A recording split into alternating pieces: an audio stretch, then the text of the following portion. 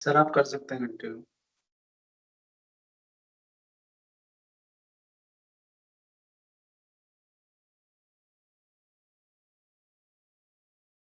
हाँ, आवाज आ रही है आनंद जी? स्टार्ट करूं मैं? Yes sir.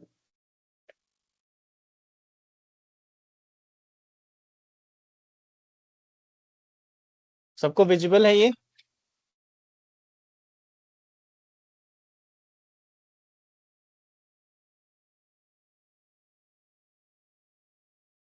Yes, sir.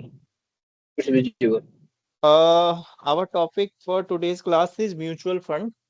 We will try to complete mutual fund, all the topics related to mutual fund, and some numerical parts also in the mutual fund, how to evaluate performance of mutual fund. So we will start from very beginning, बिल्कुल zero से, scratch से start करेंगे mutual fund, बिल्कुल scratch से start करेंगे, मतलब कि सबको समझ में आ जाएगा म्यूचुअल फंड, और जहां ना आए प्लीज आप बिल्कुल पूछ लीजिएगा।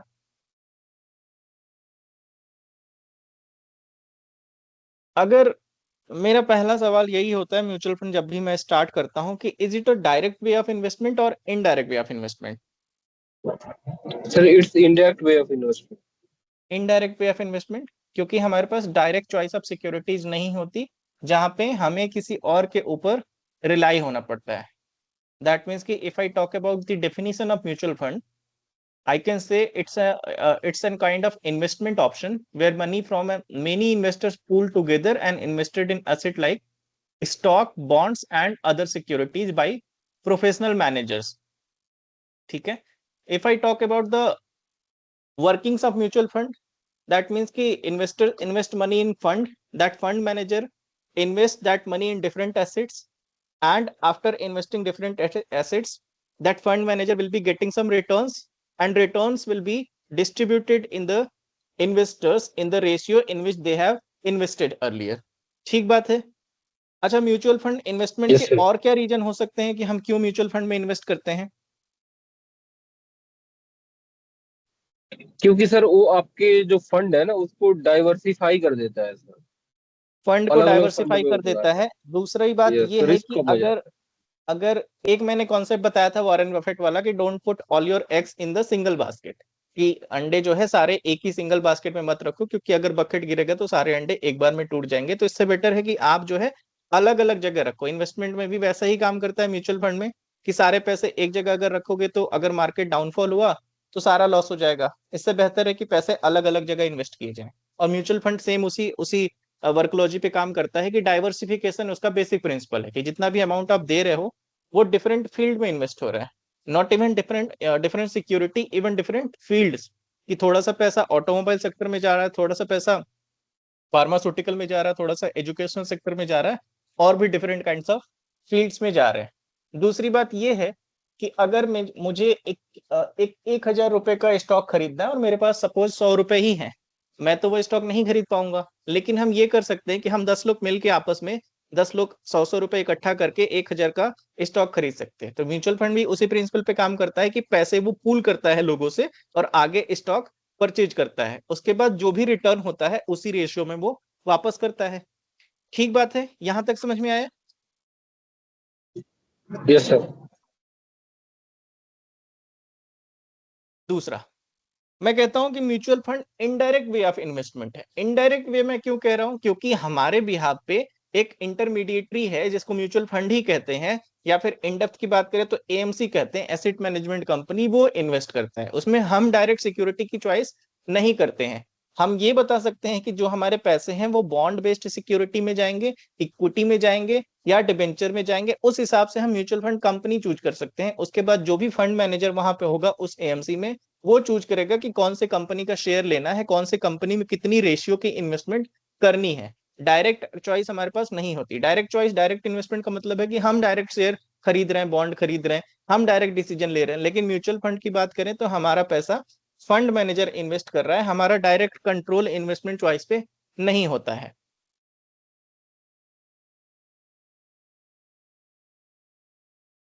अच्छा, नाउ द क्वेश्चन इज कि why mutual funds are indirect? Indirect क्यों है? सबसे पहला इसका आंसर यही है कि इंटरमीडिएटरी इन्वॉल्वमेंट होता है, मिडिल मैन की एंट्री होती है।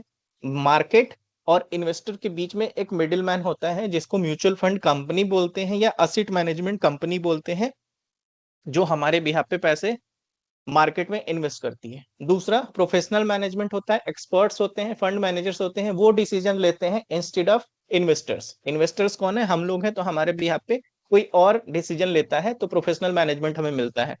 थर्ड है कि पूल्ड इन्वेस्टमेंट, पैसे कई लोगों से कलेक्ट किए जाते हैं, उसके बाद आगे इन्वेस्ट किया जाता है। नेक्स्ट है no direct ownership of asset, कि कोई एक इंडिविजुअल डायरेक्ट ओनरशिप नहीं लेता, यूनिट जो है वो एएमसी होल्ड करती है। एएमसी होल्ड करने के बाद इन्वेस्टर्स एक सिंपल सा यूनिट उसमें होल्ड करता है। सपोज अगर मैंने एक 1000 का एग्जांपल दिया, उसमें कहा कि 10 लोग इन्वेस्ट कर रहे हैं, तो उसका 10% एक इंडिविजुअल होल्ड कर रहा है, कंप्लीट होल्डिंग किसी इंडिविजुअल के पास नहीं है। For example, if you want to invest 1000 in mutual fund, you don't directly buy a share of company like Reliance, Infosys or Tata. The fund manager invests that money in multiple companies, and after that investment, whatever the amount that fund manager is receiving as return, that return amount will be distributed amongst the investors.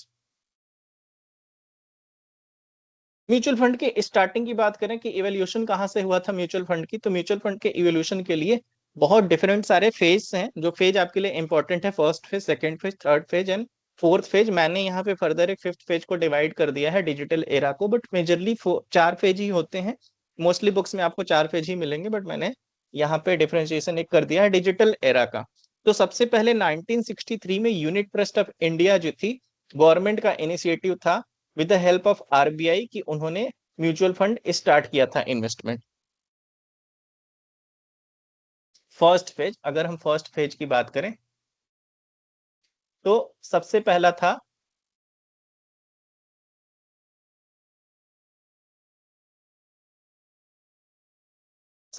था formation of phase, that means की first phase it was started in 1963। और 1963 में जब first phase start हुआ था, तो उसमें unit trust of India establish हुआ था, एंड यूटीआई ने लॉन्च किया था फर्स्ट स्कीम। स्कीम का नाम था unit scheme in 1964।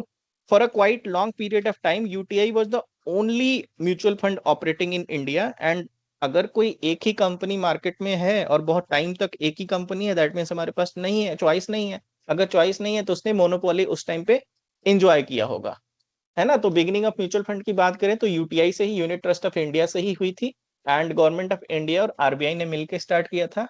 First scheme 1964 में यूनिट स्कीम लॉन्च हुई थी, यूएस 64 जिसको बोलते थे, और यूटीआई की मोनोपोली थी।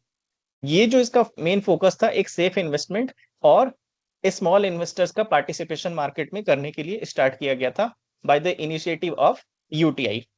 Are you clear about the first phase of mutual fund?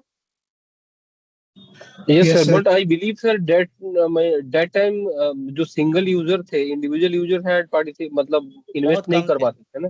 बहुत कम थे। ओके। इन्वेस्ट कर पाते थे लेकिन उतना अवेयरनेस नहीं थी। सिंगल इन्वेस्टमेंट अवेयरनेस की जो बातें आई हैं ना, मेजरली जो एसआईपी वगैरह इंट्रोड्यूस हुए हैं प्लान, वो 2014 के बाद ज्यादा मेजर स्मॉल इन्वेस्टर पार्टिसिपेशन हुआ है। Yes sir, yes. Okay sir, ठीक है, thank you sir.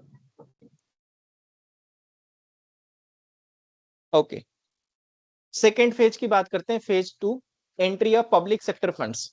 Phase two जो था, फेज टू में ड्यूरिंग फेज टू गवर्नमेंट ने अलाउ कर दिया public sector banks and public sector banks and some major like NBFCs, LICs, general insurance companies, state bank of India in mutual fund. तो second phase जो start हुआ हमारा 1987 में start हुआ और एंड हुआ 1993 में। इस फेज का मेजर कंट्रीब्यूशन यही था कि इस फेज में national bank of mutual fund, Indian bank mutual fund, bank of India mutual fund, bank of Baroda mutual fund, LIC, GIC, इन सबको गवर्नमेंट ने अलाउ कर दिया। अगर गवर्नमेंट ने इन सबको अलाउ कर दिया है, दैट मीन्स की जो यूटीआई की मोनोपोली थी वो खत्म हो गई होगी, कंपटीशन इंक्रीज हुआ। अगर कंपटीशन इंक्रीज हुआ और कई सारे जो है बैंक्स और NBFC, non banking financial corporations जो थे, वो मार्केट प्लेयर्स बने। अगर ज्यादा कंपनीज इंट्रोड्यूस हुई म्यूचुअल फंड में, तो जाहिर सी बात है कि म्यूचुअल फंड के जो स्कीम्स हैं वो भी मार्केट में बढ़ गए, और इसी के साथ जो मार्केट पार्टिसिपेंट्स थे, इन्वेस्टर्स थे, वो भी इंक्रीज हुए। थर्ड फेज जो था लिबरलाइजेशन का, फर्स्ट फेज किसका था मैं आपको एक बार फिर से रिमाइंड करवा देता हूं। फर्स्ट फेज था हमारा यूटीआई का, जिसमें सिर्फ unit trust of India individual player था और उनकी मोनोपोली थी। सेकेंड फेज था जितने भी पब्लिक सेक्टर बैंक्स थे प्लस कुछ एनबीएफसी थे जो गवर्नमेंट सपोर्टेड एनबीएफसी थे, वो मार्केट में आए थे। थर्ड फेज जो है वो liberalisation and private sector entry का था, कि थर्ड फेज में जो है entry of private sector into the mutual fund industry, and this phase witness the first mutual fund regulation 1993। Mutual fund regulation 1993, that means कि अगर ये 1993 से स्टार्ट हुआ और 2003 में खत्म हुआ और इसी पीरियड में सेबी भी इस्टेब्लिश हुआ था, तो रेगुलेटरी अथॉरिटी जो है सेबी भी इसी पीरियड में इंट्रोड्यूस हुआ था और म्यूचुअल फंड का रेगुलेटरी बॉडी भी सेबी बना था इस पीरियड में। यहाँ पे क्या हुआ था कि गवर्नमेंट ने बोला था कि जितने भी प्राइवेट सेक्टर हैं वो अगर एंट्री लेना चाहते हैं मार्केट में और म्यूचुअल फंड स्कीम्स निकालना चाहते हैं तो अपने मार्केट में स्कीम्स निकाल सकते हैं। तो यहाँ पे प्राइवेट और फॉरेन प्लेयर्स के लिए एंट्री हो गई थी और इंडस्ट्री बहुत ज्यादा रेगुलेटेड, सेबी के आने से रेगुलेटेड हो गई थी और कॉम्पिटेटिव हो गई थी। बहुत ज्यादा प्लेयर आने की वजह से बहुत ज्यादा कॉम्पिटेटिव मार्केट हो गया था। अगर कॉम्पिटेटिव मार्केट हो गया था तो म्यूचुअल फंड की जो एंट्री लोड थी, एग्जिट लोड थी, कि मतलब म्यूचुअल फंड खरीदते टाइम, म्यूचुअल फंड बेचते टाइम जो वो चार्ज लेते थे वो कम हो गया था इस पीरियड में। फोर्थ फेज जो हमारा है वो हमारा है ग्रोथ एंड कंसोलिडेशन का। ये फोर्थ फेज स्टार्ट हुआ था 2003 में और खत्म हुआ। वैसे तो फोर्थ फेज को कई लोग मानते हैं कि टिल डेट फोर्थ फेज ही चल रहा है, वो एक कंसोलिडेटेड मानते हैं फोर्थ फेज को कि डिजिटल एरा और ग्रोथ एंड कंसोलिडेशन एरा एक साथ मानते हैं, बट मैंने इसको यहाँ पे सेग्रीगेट कर दिया है कि फोर्थ फेज में यूटीआई ने दो एंटिटी ले ली थी, यूटीआई 1 एंड यूटीआई 2, और इन्वेस्टर्स अवेयरनेस प्रोग्राम स्टार्ट हो गया था सेबी के थ्रू। एंड बहुत सारे ग्लोबल प्लेयर्स आ गए थे, एनबीएफसी जो थी जितने सारे बहुत ज्यादा आ गए थे, और प्राइवेट प्लेयर्स बहुत ज्यादा हो गए थे। इवन की जो अमाउंट था वो 10 लाख करोड़ से ज्यादा का इस्टेब्लिश हो गया था।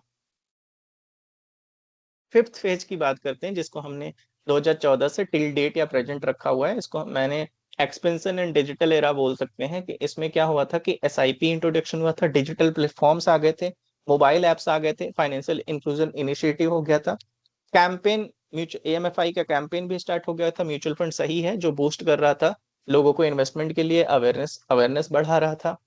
इवन की अच्छे अच्छे जो एक्टर्स हैं या पब्लिक फिगर्स हैं उनके थ्रू जो है अवेयरनेस स्टार्ट करवा दिए गए थे कि म्यूचुअल फंड सही है कि आप म्यूचुअल फंड में इन्वेस्ट कर सकते हैं, and with a tagline that mutual fund investment in subject to market risk, read all the scheme related documents carefully. Retail participation इस फेज में बहुत ज्यादा बढ़ गया था और 2014 के बाद ही म्यूचुअल फंड बहुत पॉपुलर और कॉमन इन्वेस्टमेंट ऑप्शन के बतौर जो है एक निकल के आया था मार्केट में। फेजेस क्लियर है आप सबको? Yes sir. Yes sir.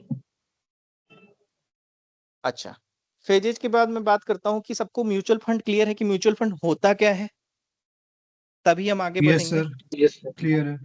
Yes sir. Summary table एक मैंने बनाई है कि मैंने पीपीटी जब आप लो तो आप लोगों को मैं दूं तो आपको थोड़ा सा क्लेरिफाई रहे। फर्स्ट फेज कब स्टार्ट हुआ था? 1963 से एंड हुआ था 1987 में। इसमें यूटीआई ही एक थी और उसकी मोनोपोली चलती थी। सेकेंड फेज में मैंने कहा कि पब्लिक सेक्टर की एंट्री हुई थी, public sector banks plus LIC and GIC. That means कि started in second phase was started in 1987 and ended in 1993। तो एंट्री ऑफ बैंक्स हुए थे, public sector banks and LIC. जो फोर्थ फेज था वो लिबरलाइजेशन का फेज था और ये स्टार्ट हुआ था 1993 में और एंड हुआ था 2003 में। इसमें SEBI regulation and private and foreign players की एंट्री हुई थी। जो फोर्थ फेज है 2003 से टिल डेट आप कह सकते हैं, या फिर 5 पार्ट में डिवाइड करेंगे तो 2003 से 2014 तक। इसमें हम एक्सपेंशन एंड रिस्ट्रक्चरिंग फेज बोलते हैं। एंड जो लास्ट है फिफ्थ फेज जिसको हम बोल रहे हैं modern era from 2014 to till date, इसको you can also say it digital growth and SIP culture. Establishment का म्यूचुअल फंड की बात करें कि अगर म्यूचुअल फंड एस्टेब्लिश करना है तो किस किस चीजों की जरूरत पड़ती है? सबसे पहले जरूरत पड़ती है एक स्पॉन्सर की, दूसरे उसके बाद जरूरत पड़ती है एक बोर्ड ऑफ ट्रस्टी की, उसके बाद आता है एक असेट मैनेजमेंट कंपनी एएमसी, उसके बाद एक रख रखाव करने वाले की जरूरत पड़ती है जिसको हम बोलते हैं कस्टोडियन। स्पॉन्सर की बात करें तो स्पॉन्सर का मतलब होता है any company, any person who acting alone or combination with another body corporate established mutual fund. Sponsor is you can say like similar to promoter of a company. तो अगर आपको म्यूचुअल फंड कंपनी स्टार्ट करनी है तो आपको एक sponsor चाहिए, एक आपको प्रमोटर चाहिए। उसके बाद आते हैं, हाँ कोई कुछ पूछ रहा है? सर इसी को इंट्रोड्यूसर बोलते हैं ना शायद, इंट्रोड्यूस करने वाला, या कुछ दूसरा है सर? सपोर्टर बोल सकते हैं, इंट्रोड्यूसर तो कह सकते हो, लेकिन स्पॉन्सर तो ये हमने पढ़ा था सर पीच, मतलब लास्ट सेमेस्टर में पढ़ा था शायद। कह सकते हो, बट स्पॉन्सर वही इनिशियल, अच्छा हाँ कह अच्छा, सकते हो कि इनिशियली यही स्टार्ट इनिशिएट करते करता हैं है, तो इनिशिएटर जो हाँ रहता है। एस्टेब्लिश यही करते हैं म्यूचुअल फंड को, तो यू कैन से इंट्रोड्यूसर, बट मैंने नहीं सुना है। जी जी तो ठीक है सर। ठीक है, नेक्स्ट आते हैं बोर्ड ऑफ ट्रस्टी। देखो कोई भी कंपनी जब बनती है तो बोर्ड ऑफ ट्रस्टीज बहुत जरूरी होते हैं। तो बोर्ड ऑफ ट्रस्टी या म्यूचुअल फंड जो होते हैं, they hold property for the benefit of unit holders.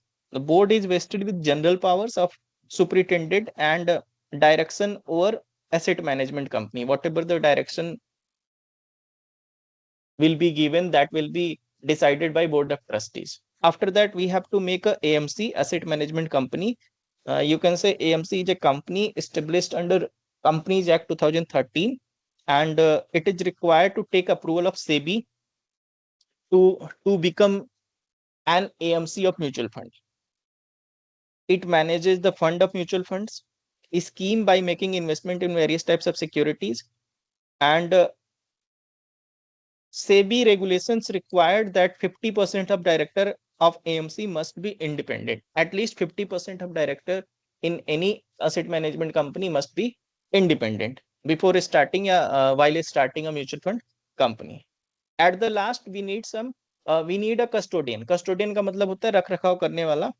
That means कि custodian is required to be registered with SEBI अगर कोई custodian बना रहा है, and custodian is appointed to keep custody of the securities or gold related instrument or any other asset of mutual fund, and provide such that other custodial services as may be authorized by the board of trustee।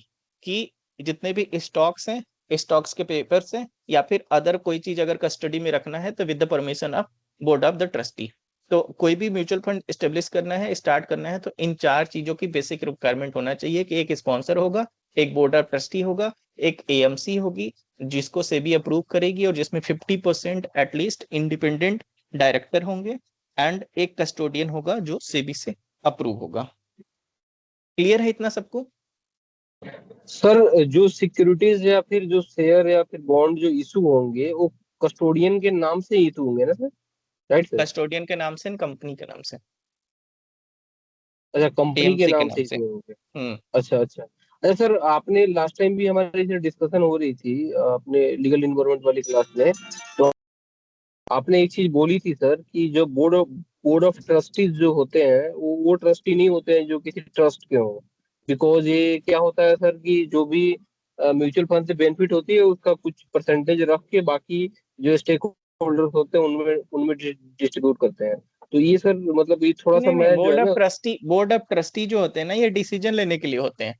बाकी जो आप कह रहे हो commission का part ना, वो तो कंपनी जी को चलाने के लिए होता है, या फिर जितने भी एम्प्लॉय हैं उनको देने के लिए होता है। तो वो प्री डिसाइडेड होता है कि कौन से टाइप का, या फिर कोई एडवाइजरी सर्विस दे रहे हैं तो उसके बेसिस पे चार्ज करते हैं, या फिर कोई ऐसे म्यूचुअल फंड, अभी types of mutual fund discuss करेंगे तो उसमें entry load fund, no load fund है। तो जहाँ पे लोड फंड है वहां पे कुछ चार्जेस देने होते हैं, तो उन चार्जेस से चलता है। तो ये ट्रस्टी क्या मतलब सर, ये जो जो ट्रस्ट में जो ट्रस्टी होते हैं वही ट्रस्टी है या फिर कोई नहीं, डिफरेंट बोर्ड है ऑफ मतलब? ट्रस्टी हर कंपनी में बनाए जाते हैं जिनके पास पावर होता है, जो डायरेक्शन देते हैं किसी भी कंपनीज के अथॉरिटीज को, और कोई भी डिसीजन लेना होता है तो वहां से डिसीजन लेते हैं वो। और उसमें भी जो है at least 2/3 of the director of the trustee of company या board of trustee must be independent. They should not be associated with any sponsor और एनी कंपनी। उन वो जो है इंडिपेंडेंट होते हैं, वो सिर्फ डिसीजन मेकिंग में काम करते हैं। अच्छा, उनका कोई स्टेक नहीं होता है कंपनी में? नहीं, उनका कोई स्टेक नहीं होता उसमें। अच्छा सेबी ने अच्छा। इसको क्लियरली गाइडलाइन में बताया हुआ है कि कितना परसेंट, जैसे एएमसी में बताया हुआ है ना कि 50% इंडिपेंडेंट होना चाहिए। वैसे ही सेबी ने बोला हुआ है कि एटलीस्ट जी जी 2/3 of the director of the trustees और board of the trustees must be independent. इसका ओके मतलब है ओके कि they should not be associated with sponsor of that company. Got it sir, got it. Okay sir, समझ गया sir, मैं relate कर पा रहा हूँ। Thank you sir. Shall we move to the next point? Yes sir. चलिए। अच्छा, मैंने सबसे पहले कहा कि mutual fund indirect way of investment है, तो इसके एडवांटेजेस क्या क्या होंगे म्यूचुअल फंड में इन्वेस्ट करने के? हमने एडवांटेजेस लिखा है कि सबसे पहले हमें प्रोफेशनल मैनेजमेंट मिलता होगा, कि हमारे बिहाफ पे कोई और पैसे इन्वेस्ट कर रहा है तो हमें प्रोफेशनल मैनेजमेंट मिल रहा है। दैट मीन्स कि manage by expert fund managers. Decisions are based on the research and market analysis. उनका काम क्या होगा, जो प्रोफेशनली वहां पे बैठे हुए इन्वेस्टमेंट करने के लिए हमारे बिहाफ पे, वो क्या करते होंगे? मार्केट रिसर्च करते होंगे, मार्केट सर्वे करते होंगे, वो देखते होंगे कि कहाँ पे ज्यादा प्रॉफिट हो रहा है तो उस स्टॉक को खरीदा जाना चाहिए, और किस स्टॉक से कम प्रॉफिट हो रहा है तो उसको सेल आउट करके जो पैसे हैं कहीं और इन्वेस्ट करना चाहिए। दैट मीन्स कि सबसे पहले हमें प्रोफेशनल मैनेजमेंट मिल रहा है। दूसरा है कि डाइवर्सिफिकेशन हो रहा है। अगर मैं इंडिविजुअली इन्वेस्ट करता तो हो सकता है कि मैं एक शेयर में करता या 2 शेयर में कर सकता था, लेकिन हमारे भी यहाँ पे कोई और इन्वेस्ट कर रहा है तो वो पैसा कई सारे चीजों में कर सकता है। दैट मीन्स कि money is invested in different class of assets like shares, bond and etcetera. Reduce करता है ओवरऑल रिस्क। जितना ज्यादा डाइवर्सिफाइड रहेगा उतना ज्यादा रिस्क हमारे पास कम होगा। वही वाला concept, don't put all your eggs in single basket और वन बास्केट। तीसरा है affordable affordable and accessibility.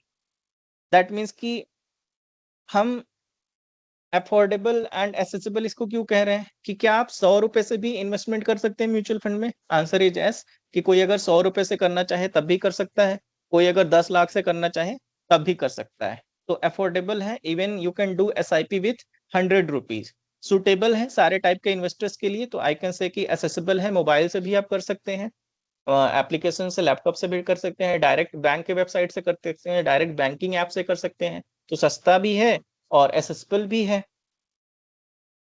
Next है हमारा लिक्विडिटी। लिक्विडिटी का क्या मतलब होता है, कि हम कितना इजिली कैश में कन्वर्ट कर सकते हैं। तो म्यूचुअल फंड लिक्विड है, कि आप अगर बेचना चाहें तो आप इमीडिएटली ऐप के थ्रू उसको बेचिए और आपके अकाउंट में पैसा आ जाएगा इमीडिएट। नेक्स्ट है वेराइटी ऑफ इन्वेस्टमेंट ऑप्शंस। अब इन्वेस्टमेंट ऑप्शंस बहुत अवेलेबल हैं, लाइक अगर आप इक्विटी में इन्वेस्ट करना चाहते हैं तो इक्विटी वाले म्यूचुअल फंड खरीद सकते हैं। अगर आप डेट फंड में इन्वेस्ट करना चाहते हैं तो डेट फंड वाला म्यूचुअल फंड खरीद सकते हैं। अगर आप हाइब्रिड फंड खरीदना चाहते हैं, दैट मीन्स की combination of equity and debt, तो वो आप खरीद सकते हैं। Investors can choose based on risk and goals, कि हमारे रिस्क लेने की कैपेसिटी मेरी डिफर कर सकती है, आपकी डिफर कर सकती है। तो जो इन्वेस्टर्स हैं वो अपने risk taking capacity and future goal के अकॉर्डिंग इन्वेस्टमेंट स्कीम जो होता है, म्यूचुअल फंड स्कीम जो होता है, उनको परचेज करते हैं। टैक्स बेनिफिट है, कई जगह हमको टैक्स बेनिफिट मिलता है। दैट मीन्स कि अगर इक्विटी लिंक्ड सेविंग स्कीम में हम कर रहे हैं तो टैक्स डिडक्शन सेक्शन 80C की मैं बात करूँ तो 1.5 लाख तक टैक्स डिडक्शन मिल जाता है। अगर टैक्स डिडक्शन मिल रहा है तो टैक्स प्लानिंग में भी हमें हेल्प होती है, ओवरऑल टैक्सेबल लाइबिलिटी जो होती है वो कम हो जाती है हमारी। ट्रांसपेरेंसी क्यों है? ट्रांसपेरेंसी इसलिए है कि हमें पता है कि हमारे पैसे कहाँ पे इन्वेस्ट हो रहे हैं। वो डिस्क्लोज करते हैं कि कितना कितना जो है उस म्यूचुअल फंड स्कीम का कितना पैसा कौन से कंपनी में जा रहा है, उस कंपनी की प्रॉफिटेबिलिटी रेशियो क्या है, उस कंपनी की पास्ट प्रॉफिट स्टेटस क्या है, उस कंपनी की फाइनेंशियल रिपोर्टिंग क्या है। आप जब भी एप्लीकेशन खोलेंगे, किसी भी म्यूचुअल फंड कंपनी का ऑप्शन खोलेंगे तो आपको वहां पे सारा कुछ विजिबल रहेगा। नेक्स्ट है फ्लेक्सिबिलिटी। फ्लेक्सिबिलिटी है कि हम SIP में चाहें तो SIP में कर सकते हैं, लमसम में चाहें तो हम लमसम में कर सकते हैं। लमसम का मतलब है कि अगर आप एक ही बार में पैसा इन्वेस्ट करना चाहते हैं 1 लाख में तो आप एक बार में कर दीजिए, या फिर अगर आप 10-10 हजार करके हर महीने SIP करना चाहते हैं तो आप SIP करना कर दीजिए। दैट मीन्स की फ्लेक्सिबिलिटी आपके पास अवेलेबल है। रिस्क मैनेजमेंट भी एक एडवांटेज है। अगर मैं डायरेक्ट स्टॉक इन्वेस्टमेंट से कंपेयर करूं तो यहाँ पे रिस्क जो है कम होता है, क्योंकि डाइवर्सिफिकेशन एंड एक्सपर्ट हैंडलिंग का ऑप्शन यहाँ पे अवेलेबल है। कन्वीनियंट है, अफोर्डेबल, एसेसिबल एंड कन्वीनियंट इसलिए है क्योंकि आप मोबाइल बैंकिंग से, ऐप से, बैंक से, ऑनलाइन प्लेटफॉर्म से, और पेपर वर्क बहुत ही मिनिमम है। क्लियर है सबको ये सारे points, advantages of investing in mutual funds?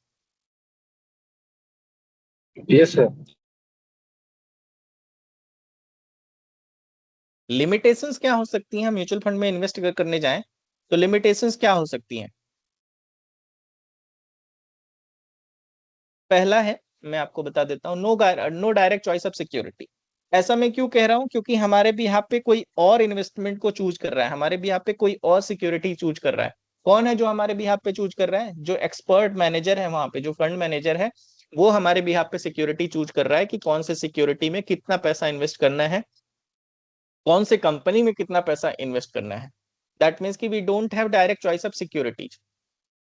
Next point is relying on mutual fund managers performance, कि हमें म्यूचुअल फंड मैनेजर के परफॉर्मेंस पे रिलाई करना पड़ रहा है। ऐसा हो सकता है कि वो कैपेबल पर्सन नहीं हो, ऐसा हो सकता है कि उसकी इन्वेस्टमेंट कैपेसिटी, उसकी मार्केट रिसर्च कैपेसिटी बहुत अच्छी नहीं हो, लेकिन हमें तो उसके ऊपर रिलाई करना पड़ रहा है। अगर उसने मार्केट रिसर्च अच्छा नहीं किया तो हो सकता है कि वो बेटर चॉइस ऑफ सिक्योरिटीज ना कर सके। बेटर चॉइस ऑफ सिक्योरिटी नहीं करेगा तो लॉस के चांसेस इंक्रीज हो जाएंगे। थर्ड है high management fees and other expenses. All mutual fund may not run efficiently. Mutual fund at many times may be charge very high management fees, and to pay higher compensation to the fund managers, these fees are mandatory to pay.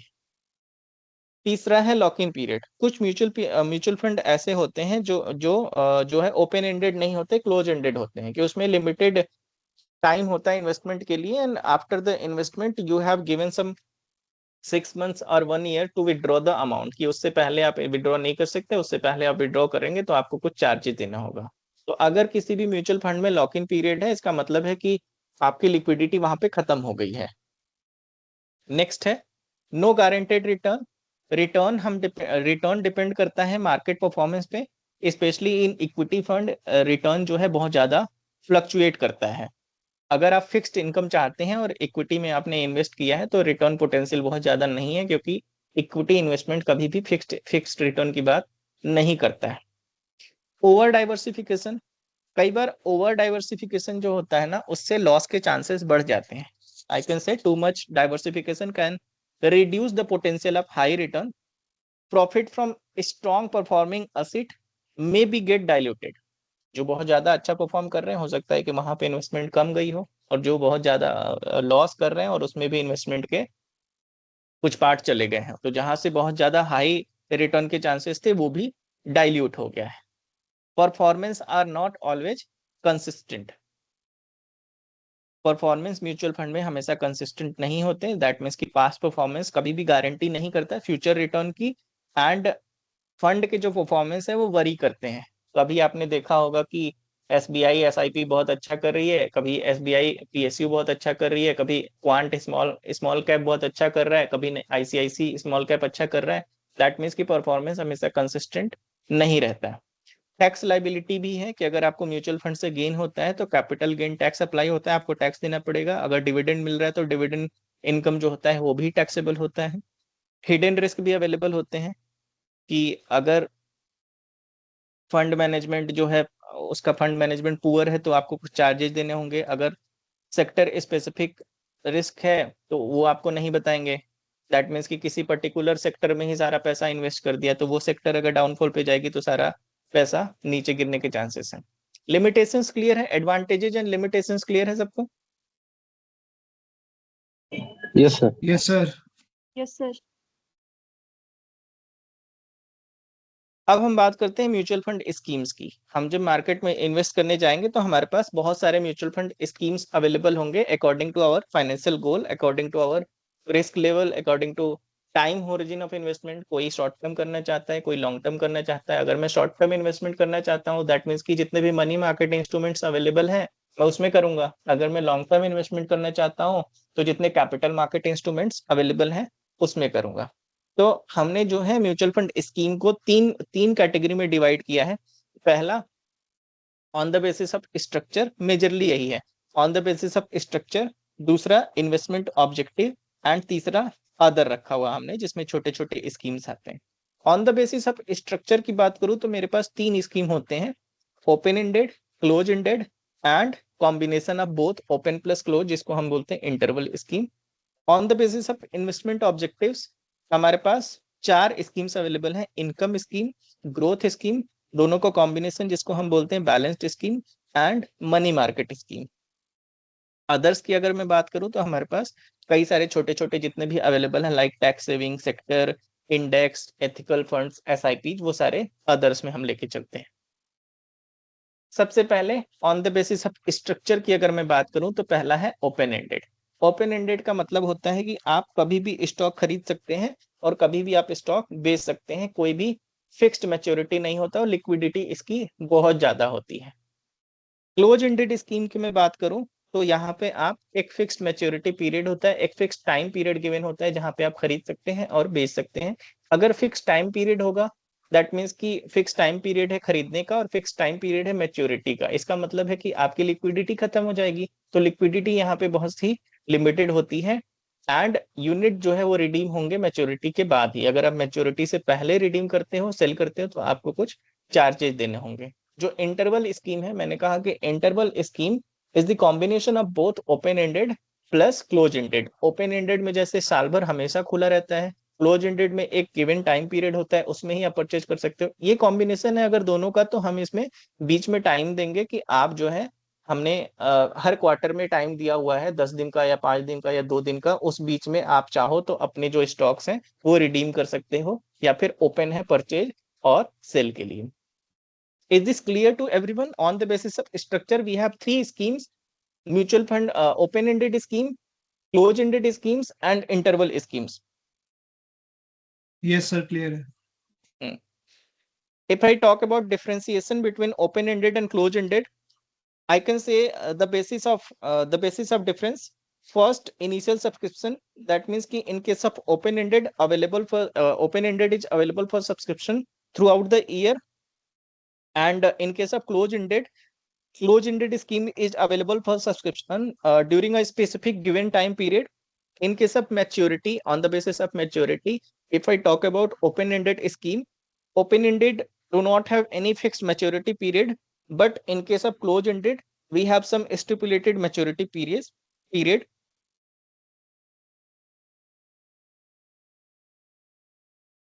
Size of fund, if I talk about size of fund, the fund can be expand from time to time in case of open ended, क्योंकि कोई भी कभी भी खरीद सकता है, कभी भी बेच सकता है। in case of close ended, fund size हमेशा फिक्स होता है, क्योंकि उन्होंने गिवन पीरियड का टाइम दे दिया था कि 1 साल में या 6 महीने में आप खरीद सकते हो, उसके बाद 3 साल या 5 साल बाद बेच सकते हो। दैट मीन्स कि 3 से 5 साल के बीच में जितना भी मेच्योरिटी पीरियड है, कोई भी नया इन्वेस्टमेंट नहीं आ रहा है, तो साइज ऑफ फंड जो है वो लिमिटेड है। But in case of open ended fund, कोई भी खरीद रहा है, बेच रहा है, तो साइज ऑफ फंड फिक्स नहीं है, वो चेंज होता रहता है।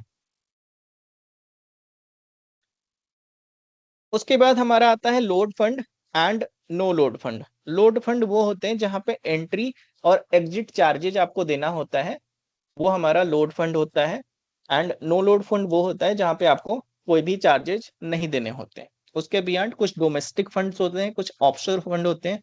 डोमेस्टिक फंड वो होते हैं जहां पे investment by investors are within the country where the fund is registered.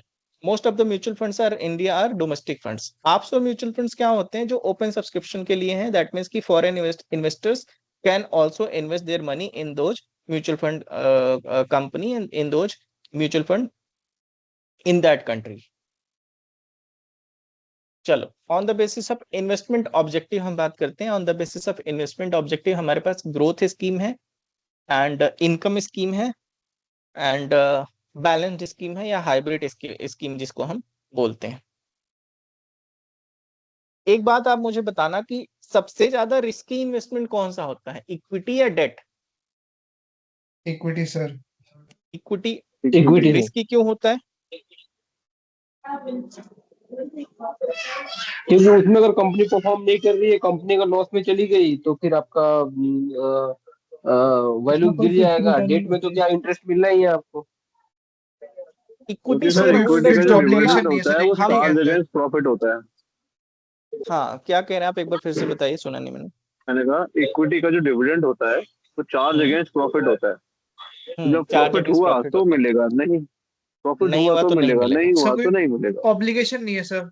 Fixed obligation and नहीं है in in case case of of equity. Debentures, fixed obligation है। Debenture is charge against the EBITDA, जब that आपको means कि कंपनी को profit हो, profit कंपनी हो को ना प्रॉफिट हो, ना हो, आपको yes, you आपको need to जितना भी repay fixed rate back. Of interest है उससे मिलेगा। ठीक है, तो मैं जो डिबेंचर है या डेट फंड है उनको कह सकता हूँ कि फिक्स्ड इनकम सिक्योरिटीज के पार्ट है ये, यस सर।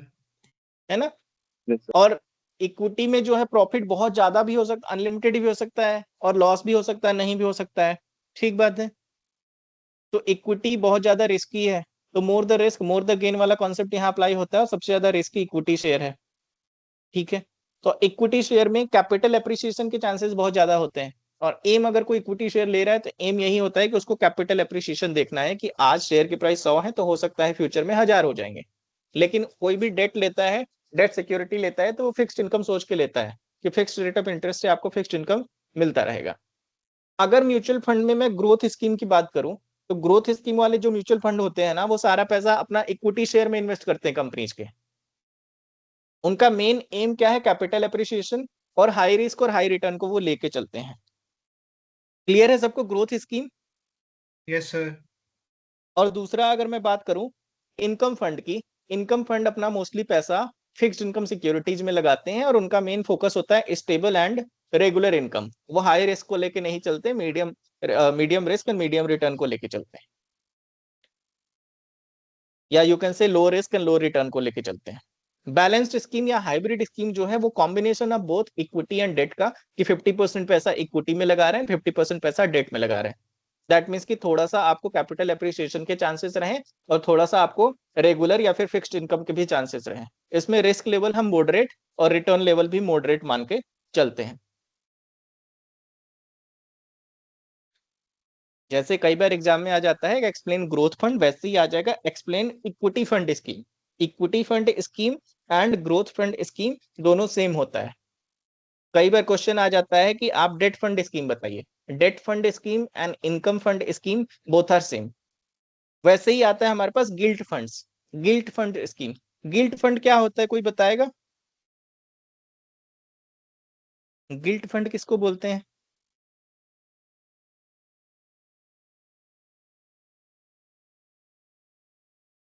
गिल्ट फंड वो होते हैं जितने भी गवर्नमेंट सिक्योरिटीज अवेलेबल होते हैं मार्केट में, उनको हम गिल्ट फंड बोलते हैं, या गिल्ट सिक्योरिटीज ऑप्शंस बोलते हैं। दैट मीन्स कि ऐसे म्यूचुअल फंड कंपनीज जो सारा पैसा अपनी गवर्नमेंट सिक्योरिटीज में लगाती हैं, उनको हम गिल्ट फंड बोलते हैं। यहाँ पे लॉस के चांसेस कम होते हैं और रिटर्न के चांसेस बहुत ज्यादा नहीं होते, लिमिटेड रिटर्न के चांसेस होते हैं। एसबीआई मैग्नम गिल्ट फंड एक लॉन्च हुआ था। गिल्ट फंड मार्केट में बहुत ज्यादा अवेलेबल नहीं है। एसबीआई मैग्नम गिल्ट फंड एक ही है शायद इंडिया में जो ऑपरेट कर रही है। मनी मार्केट फंड की अगर मैं बात करूं, तो जो शॉर्ट टर्म है मनी मार्केट इंस्ट्रूमेंट्स, वहां पे जैसे treasury bill, certificate of deposit, commercial paper या इंटर बैंक कॉल मनी वाले इंस्ट्रूमेंट्स अवेलेबल हैं जो म्यूचुअल फंड कंपनीज वहां पे इन्वेस्ट करती हैं, उसको हम बोलते हैं money market funds. Tax saving scheme की अगर मैं बात करूं, तो इक्विटी लिंक्ड सेविंग स्कीम्स हैं कुछ हमारे पास मार्केट में, जिसमें लिखा होता है कि benefit of section 80C available है। इंडेक्स फंड है हमारे पास कुछ। इंडेक्स फंड क्या करते हैं, वो जो निफ्टी और सेंसेक्स वाले इंडेक्स हैं वो इनके स्टॉक में इन्वेस्ट करते हैं। सेक्टोरल फंड की अगर मैं बात करूं, दैट मीन्स कि ऐसे म्यूचुअल फंड कंपनीज जो स्पेसिफिक सेक्टर में ही इन्वेस्ट करते हैं। उनका कहना है कि वो जैसे साइकिल इंडस्ट्री में इन्वेस्ट करेंगे तो जितनी भी साइकिल से रिलेटेड कंपनीज हैं उसमें करेंगे, वो ऑटोमोबाइल सेक्टर में करेंगे तो ऑटोमोबाइल सेक्टर से रिलेटेड जितनी भी कंपनीज है वो सारा पैसा उसमें ही अपना लगाएंगे।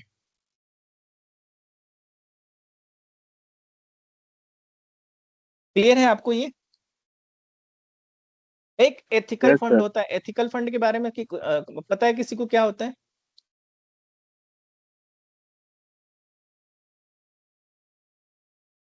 बड़ा ही लिमिटेड है एथिकल फंड इंडिया में। एथिकल फंड कहता है ना कि बात करते हैं सरिया लॉ की। दैट मीन्स कि सरिया लॉ बहुत सारी चीजों के बारे में बात करता है, बट वो कहते हैं कि जितने भी सिन प्रोडक्ट्स है ना उनको यूज करना गलत है। सिन प्रोडक्ट्स हैं, सिन प्रोडक्ट्स का मतलब है कि जितने भी तंबाकू, गुटखा या फिर अल्कोहल है, उन सबको यूज करना गलत है ना। और सरिया लॉ मैंने अगर मेंशन किया है तो सरिया लॉ कहता है कि इंटरेस्ट का पैसा लेना गलत है, ब्याज का पैसा लेना गलत है। तो ऐसी कोई भी कंपनी जो इंटरेस्ट के बेसिस पे चलती है उसमें हम इन्वेस्ट नहीं करेंगे। दैट मीन्स कि we are not going to invest in banking sector, because banking sector working is all about interest income. दूसरी बात कि अगर आप कह रहे हैं कि सिन प्रोडक्ट वाले जो कंपनीज है उसमें इन्वेस्ट नहीं करेंगे, तो आईटीसी जो है या किंगफिशर जो है उनका मेन काम क्या है, सिगरेट बनाना या अल्कोहल बनाना, तो उससे रिलेटेड कंपनीज में वो इन्वेस्ट नहीं करेंगे। Am I clear? Yes sir. हाँ।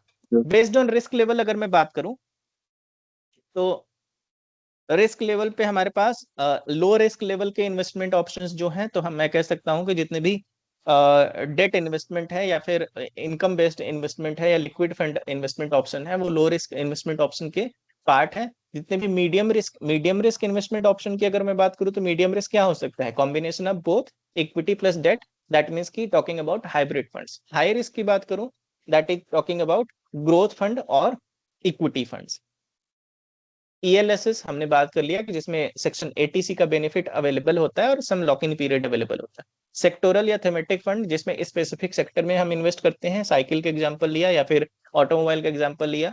यहाँ पे IT एंड फार्मा का भी लिख रखा है, तो जहाँ पे IT एंड फार्मा का स्पेसिफिक सेक्टर में इन्वेस्ट करें तो हाई रिटर्न के चांसेस होते हैं और हाई रिस्क के भी चांसेस होते हैं। लिक्विड फंड की बात करें तो शॉर्ट टर्म इन्वेस्टमेंट है, दैट मीन्स की मनी मार्केट में हम इन्वेस्ट कर सकते हैं।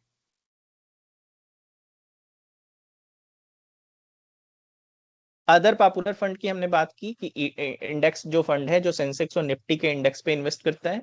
ETF है, बहुत ज्यादा फेमस है। ETF जो है स्टॉक एक्सचेंज पे ट्रेड होता है। इसका मतलब है कि जो म्यूचुअल फंड का NAV होता है वो मार्केट के एंड में, मतलब डे के इवनिंग में डिसाइड होता है हर दिन, लेकिन जो ETF है उसका प्राइस मार्केट के साथ साथ ही चलता रहता है, उसका NAV मार्केट के साथ साथ ही चलता रहता है। तो एक्सचेंज जो स्टॉक मार्केट है उसके साथ साथ ही जो म्यूचुअल फंड चलता रहता है वो एक्सचेंज ट्रेडेड फंड होता है। फंड ऑफ फंड का मतलब है, जैसे कि नाम सजेस्ट कर रहा है फंड ऑफ फंड, कि हमने कुछ पैसा मार्केट में लगाया। सपोज हमने टाटा के म्यूचुअल फंड में पैसा लगाया और टाटा ने अपना जितना भी पैसा था वो आगे किसी और म्यूचुअल फंड में लगा दिया।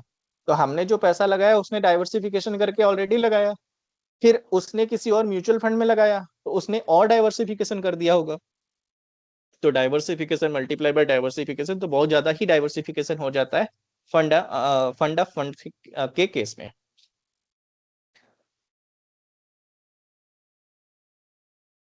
लेटेस्ट डेवलपमेंट की बात करें तो एक्सचेंज ट्रेडेड फंड एक लेटेस्ट डेवलपमेंट है मार्केट में। एडवांटेज इसका यही है कि अकॉर्डिंग टू द मार्केट ये ट्रेड होता रहता है, इसका प्राइस इवनिंग में डिसाइड नहीं होता है बल्कि मार्केट के साथ साथ डिसाइड होता रहता है। फंड ऑफ फंड सबको क्लियर है। SIP की बात करें तो सिस्टमैटिक इन्वेस्टमेंट प्लान सबको क्लियर है। सिस्टमैटिक इन्वेस्टमेंट प्लान क्या होता है कि एक डिसिप्लिन्ड यस सेविंग का सर। पार्ट है। इसमें पावर ऑफ कंपाउंडिंग काम करता है कि आपने जितना इन्वेस्ट किया है वो अगले महीने वो भी ऐड हो जाता है, उस पे जो रिटर्न है वो भी ऐड हो जाता है, एंड एवरेजिंग हो जाती है। फ्लैक्सिबिलिटी है इसमें, आप चाहो तो 100 रुपए से भी लगा सकते हो, 500 रुपए से लगा सकते हो। लॉन्ग टर्म गेन होने के चांसेस बहुत ज्यादा होते हैं। दूसरा है कि कन्वीनियंट है SIP। जैसा कि SIP है वैसा ही SWP होता है, secure systematic withdrawal plan. Systematic withdrawal plan क्या करता है कि आपके पैसे कुछ आप स्टैंडिंग ऑर्डर दे देते हो कि हर महीने 500 रुपए in certain year of investment के बाद आप SWP कर लेते हो कि आपके अकाउंट में बहुत ज्यादा इन्वेस्टमेंट अमाउंट हो गया है, तो आपने स्टैंडिंग ऑर्डर दे दिया कि हर महीने 5,000 रुपए वहां से आपके बैंक अकाउंट में आ जाए, बाकी वहां पे इन्वेस्टेड रहे। जनरली ये जितने भी सीनियर सिटीजन होते हैं वो करते हैं। सिस्टमैटिक ट्रांसफर प्लान है। सिस्टमैटिक ट्रांसफर प्लान में आप ऑर्डर देते हो बैंक को कि जितना भी सपोज आपने इन्वेस्ट किया और इन्वेस्ट के बाद आप कहते हो कि अगर जितना भी 5,000 रुपए से ज्यादा का रिटर्न होता है वो मेरे बैंक अकाउंट में ट्रांसफर कर देना, या जितना भी प्रॉफिट होता है वो मेरे बैंक अकाउंट में ट्रांसफर कर देना, अगर प्रॉफिट नहीं होता है तो वो ट्रांसफर मत करना। क्लियर है सबको?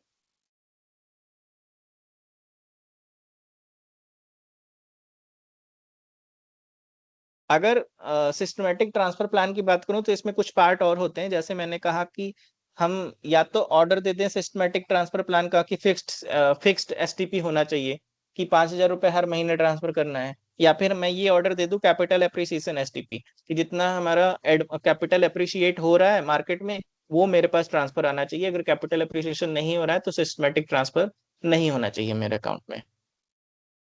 क्लियर है?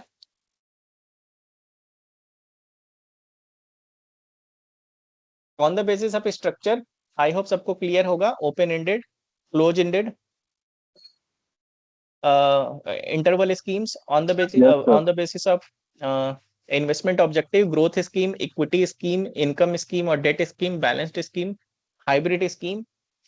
On the basis of risk level, अगर लो रिस्क की बात करें तो low risk is talking about debt fund. Medium risk की अगर मैं बात करूं तो medium risk is talking about hybrid fund. High risk की अगर बात करूं तो high risk is talking about equity based fund.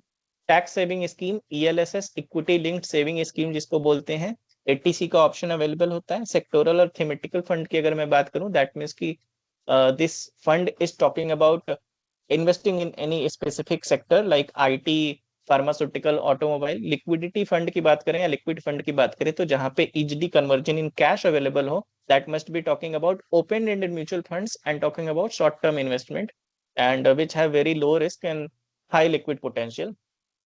Index fund की अगर हम बात करें तो जो सेंसेक्स और निफ्टी के इंडेक्स में ट्रेड होता है, that is index fund. ETF की बात करें तो एक्सचेंज ट्रेडेड फंड है जो मार्केट के साथ साथ ट्रेड होता रहता है. Mutual fund, funds of fund, that means कि जो भी म्यूचुअल फंड में इन्वेस्ट कर रहे हैं वो आगे किसी और म्यूचुअल फंड में इन्वेस्ट करें, that is funds of fund. Systematic investment plan है कि आपने मंथली कुछ ऑर्डर दे रखा है, स्टैंडिंग ऑर्डर, वहां से इन्वेस्ट हो रहा है तो पावर ऑफ कंपाउंडिंग अवेलेबल होता है, फ्लेक्सिबिलिटी है यहाँ पे. डिसिप्लिन सेविंग स्कीम है, लॉन्ग टर्म गेन के ऑप्शंस है, कन्वीनियंट ऑप्शन है. एसडब्ल्यूपी है, सिस्टमैटिक विड्रॉल प्लान, कि हर मंथ में, हर क्वार्टर में, हर एनुअली, हर 6 मंथ्स पे आपने बैंक को ऑर्डर दे रखा है कि इतना अमाउंट आपके पास विड्रॉ होके आ जाना चाहिए. एसटीपी है कि सिस्टमैटिक ट्रांसफर प्लान, आपने कुछ ऑर्डर दे रखा है, स्टैंडिंग ऑर्डर, कि आपके अकाउंट में हर महीने कुछ फिक्स्ड एसटीपी आ जाना चाहिए. या फिर कैपिटल एप्रिसिएशन एसटीपी है कि अगर कुछ कैपिटल एप्रिसिएशन हो रहा है तो आपके अकाउंट में ट्रांसफर होके आ जाना चाहिए. आगे चले, यहां तक सबको क्लियर है अच्छे से या किसी को कोई पूछना है? क्लियर है सर. नेक्स्ट हम बात करते हैं, यहां से ध्यान से सुनना क्योंकि यहां से थोड़ा सा हमारे पास न्यूमेरिकल पार्ट भी है. Evolution of mutual fund. Evolution of mutual fund में सबसे पहला है हमारा नेट एसेट वैल्यू, कि नेट एसेट वैल्यू होता क्या है. तो आई कैन से कि net asset value refers to some amount which a unit holder would receive per unit if the scheme would wound up or sold in the market. As the name applies, it is the value of the net asset of the fund. The term net asset means asset less liabilities in balance sheet of the fund. The investor's subscription is treated as capital and the investment on their behalf are treated as asset. Net assets available, वैसे ही हमने equity shares में हमने पढ़ा था कि earning availables for equity share holders. तो सब कुछ पेमेंट करने के बाद जो भी अवेलेबल रह जाता था उसको हम डिवाइड कर देते थे नंबर ऑफ आउटस्टैंडिंग शेयर से, तो हमारा आ जाता था अर्निंग पर शेयर, आपको अगर याद हो तो. वैसे ही अवेलेबल है कि जो म्यूचुअल फंड के यूनिट होल्डर्स है ना, उनके लिए पर यूनिट कितना अवेलेबल है, नेट एसेट वैल्यू कितना अवेलेबल है, उसका एक फॉर्मूला होता है एनएवी का. एनएवी का फॉर्मूला ये है, टोटल एसेट जितनी भी हो उसमें से हम माइनस कर देंगे टोटल लाइबिलिटी और उसको हम डिवाइड कर देंगे नंबर ऑफ आउटस्टैंडिंग यूनिट से. यहां से आप एक नोटबुक उठा लो, एक पेज उठा लो और एक पेन उठा लो, ये चीजें लिखते रहना क्योंकि हम लास्ट में क्वेश्चन भी प्रैक्टिस करेंगे न्यूमेरिकल भी, है ना. तो ये सारे फॉर्मूले आपको काम आएंगे. अभी सबसे पहला मैंने क्या कहा, नेट एसेट वैल्यू होता क्या है. नेट एसेट वैल्यू है कि जितने भी यूनिट होल्डर्स हैं म्यूचुअल फंड्स के, उनके एक यूनिट की वैल्यू कितनी है मार्केट में जब वो स्कीम बंद होगा या फिर जब वो मार्केट में उसको बेच के जाएंगे. क्लियर है एनएवी सबको? Yes sir.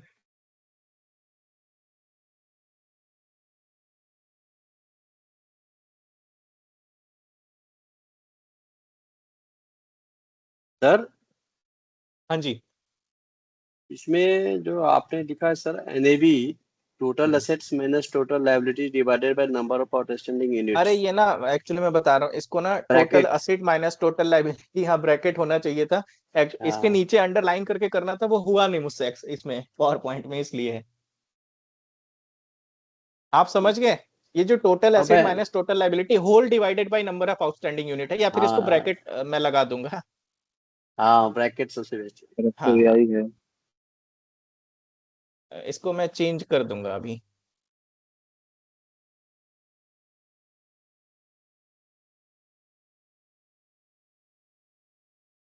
हाँ अब ठीक है। हाँ सर अब सही है। हाँ हम्म, वो मेरे से हुआ नहीं, मैं इतना एक्सपर्ट इसमें नहीं हूँ पीपीटी में। और अब तो ओके, एआई आ गया।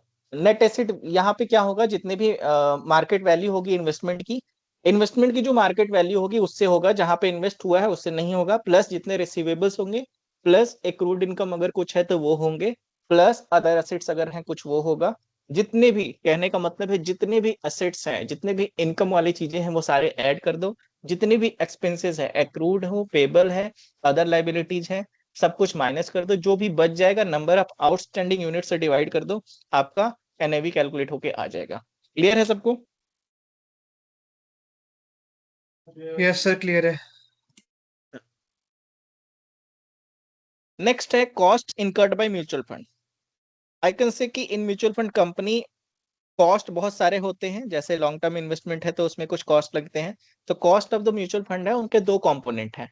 पहला है initial expenses attribute to establishing the scheme, कि जब आप म्यूचुअल फंड स्कीम एस्टेब्लिश करने गए तो वहां पे कुछ कॉस्ट लगा होगा। दूसरा कॉस्ट लगा होगा, आउट गोइंग एक्सपेंसेस लग रहे होंगे, डे टू डे चीजें मैनेज करने के लिए एक्सपेंसेस लग रहे होंगे, दैट मीन्स की cost of employing expert investment analyst हैं, एनालिस्ट हमने रखा हुआ है, उनको कुछ कॉस्ट देना पड़ता होगा। एडमिनिस्ट्रेशन का कॉस्ट है, कॉस्ट ऑफ एडवर्टाइजमेंट है ना। तो एक्सपेंस रेशियो कैलकुलेट करने के लिए आता है हमारे पास कई बार। तो एक्सपेंस रेशियो का फॉर्मूला हमारा है एक्सपेंसेस जितने भी अवेलेबल हैं वो divided by average asset under management. तो जितने भी एवरेज असेट है, दैट मीन्स की opening asset plus closing asset divided by 2 कर देते हैं कई बार, अगर एवरेज एसेट अंडर मैनेजमेंट नहीं गिवन है तो हमारा एवरेज एसेट अंडर मैनेजमेंट आ जाता है। Generally average asset under management given होता है। क्लियर है सबको? सर ये एसेट जो है वो यूनिट में है या फिर नंबर्स में, मतलब प्राइस में होंगे? प्राइस में होंगे, एसेट यूनिट में नहीं होते, न्यूमेरिक टर्म में गिवन होगा एसेट की वैल्यू कितनी है। इस पे अभी ना न्यूमेरिकल कर लेंगे, इसमें मैंने डाला है पीपीटी में। क्लियर है? आगे चलें। Yes sir. Yes sir. देखिए, अब मैं रिटर्न की बात करूंगा। रिटर्न की बात करने से पहले एक मेरा सिंपल सा क्वेश्चन है कि अगर आपको रिटर्न कैलकुलेट करना है तो सिंपली हम क्या करते हैं। सपोज रिटर्न निकालना है मुझे कि मैंने कहीं पे 100 रुपए इन्वेस्ट किया और 100 रुपए इन्वेस्ट करके मुझे ये टोटल जो है एट लास्ट जो रिडीम करने के बाद मिला 110 रुपए मिला, है ना। तो अगर रिटर्न की मैं बात करूंगा तो आप क्या कहोगे कि रिटर्न कितने परसेंट हुआ है?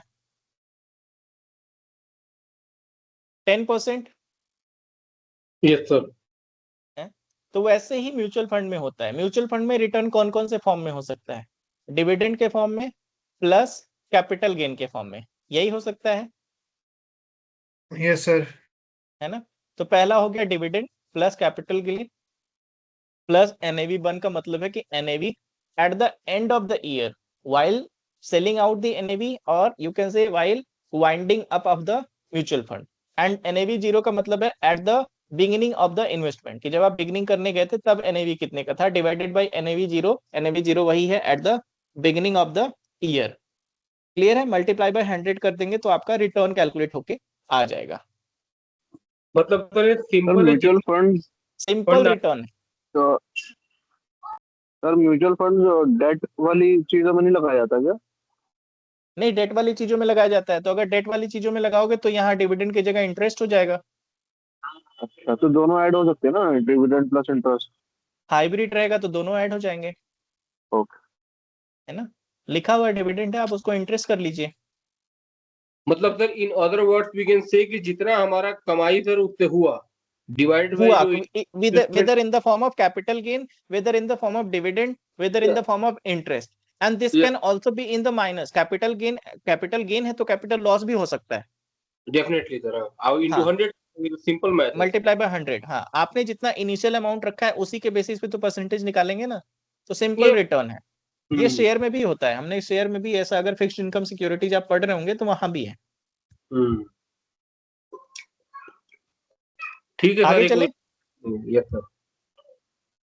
चलो, परफॉर्मेंस ऑफ म्यूचुअल फंड की मैं बात कर लेता हूँ। देखो, परफॉर्मेंस जब भी देखते हैं ना, दो तरीके हैं।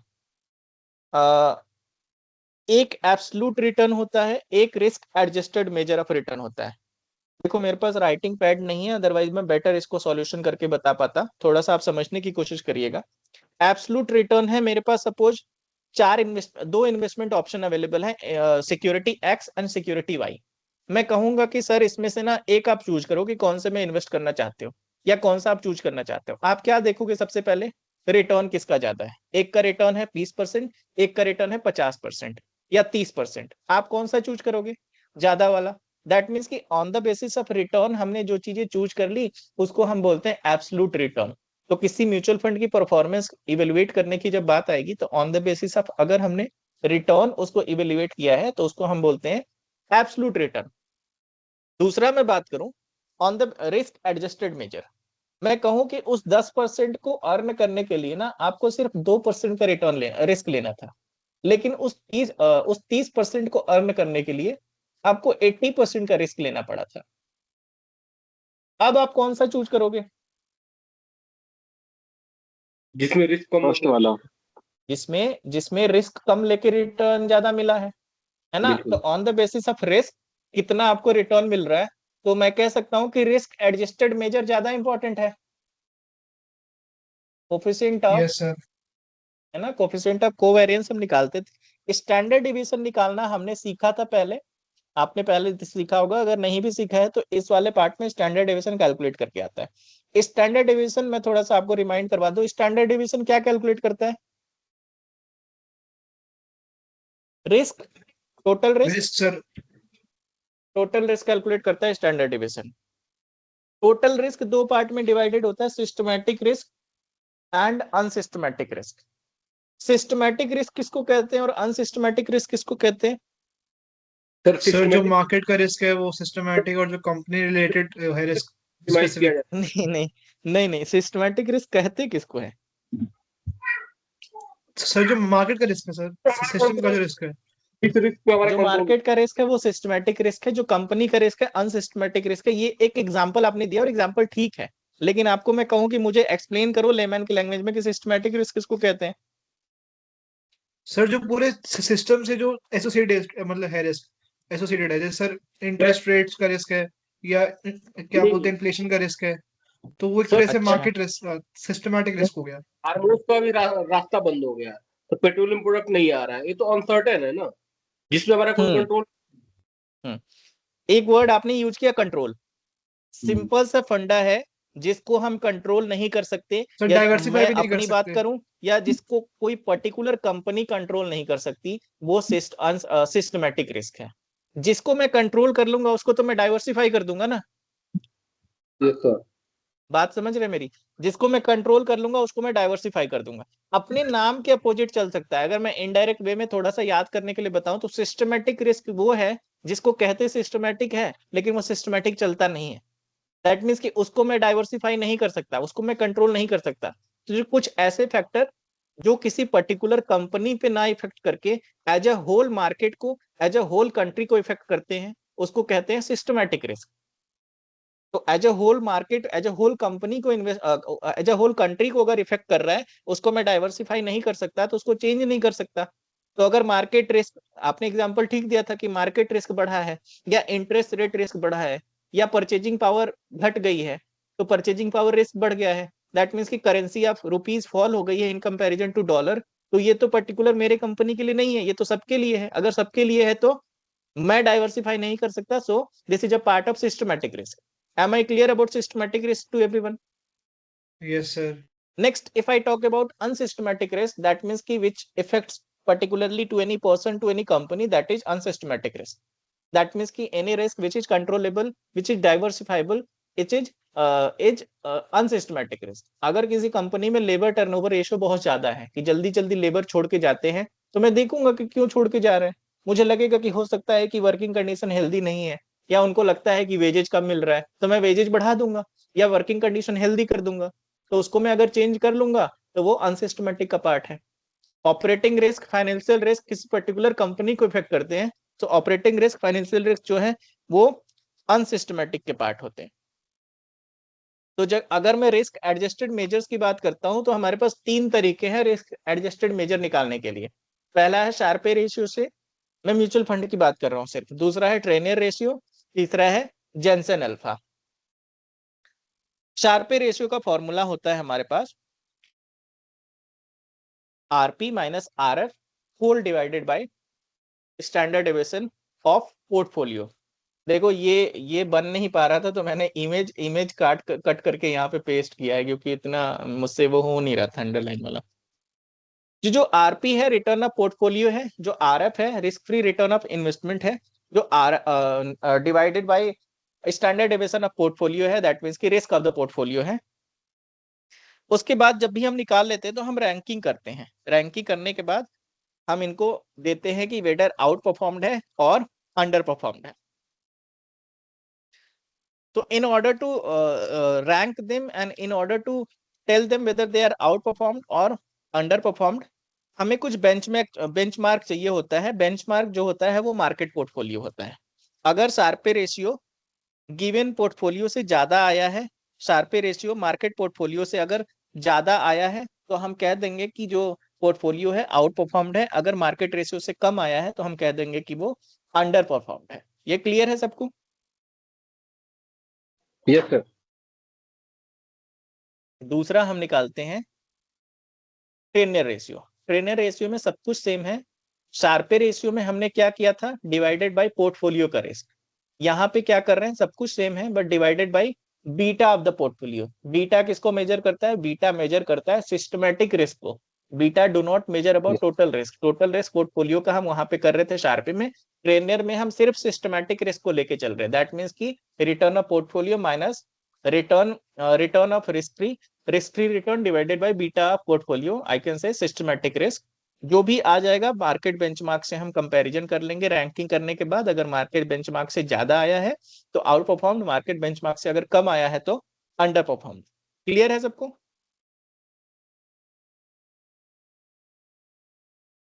Yes sir. नेक्स्ट है हमारा जेनसन अल्फा। जेनसन अल्फा में सिंपल है, actual return minus expected return. Expected return निकालने के कई सारे तरीके हैं। रिटर्न को तो आप ये भी कह सकते हो कि सर हमने जो रिटर्न निकाला था dividend plus capital gain bracket में NAV 1 minus NAV 0 whole divided by NAV 0 multiply by 100, वो भी हो सकता है। लेकिन जो एक्सपेक्टेड रिटर्न निकलेगा सीएपीएम मॉडल से उसी को हम मानेंगे। कैपिटल एसिड प्राइसिंग मॉडल का एक फॉर्मूला होता है। कैपिटल एसिड प्राइसिंग मॉडल में हम निकालते हैं R F plus beta, R F minus R F. R F क्या होता है? Risk free return.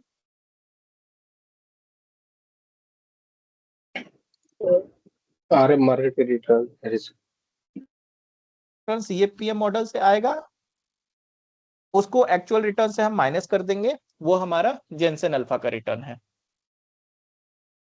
क्लियर है सबको? Yes sir.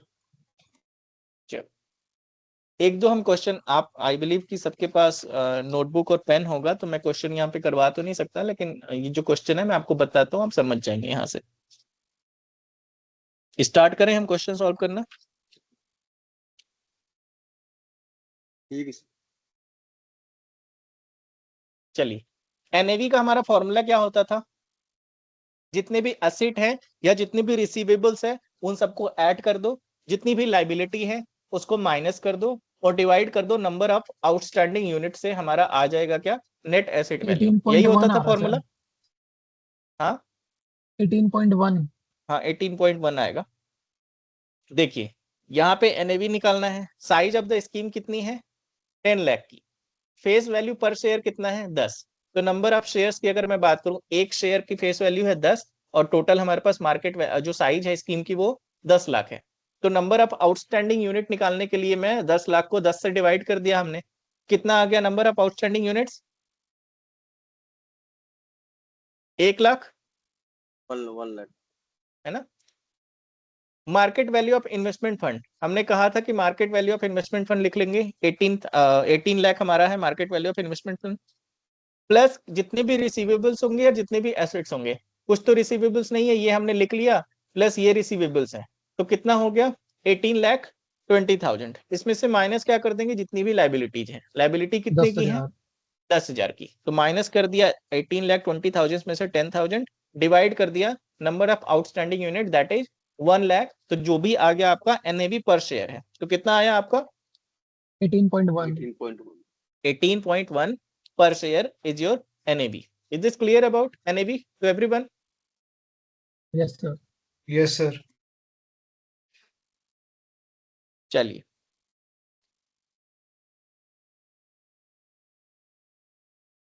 दूसरा है information about, we have given information about 3 mutual fund schemes, mutual fund X, mutual fund Y and mutual fund Z.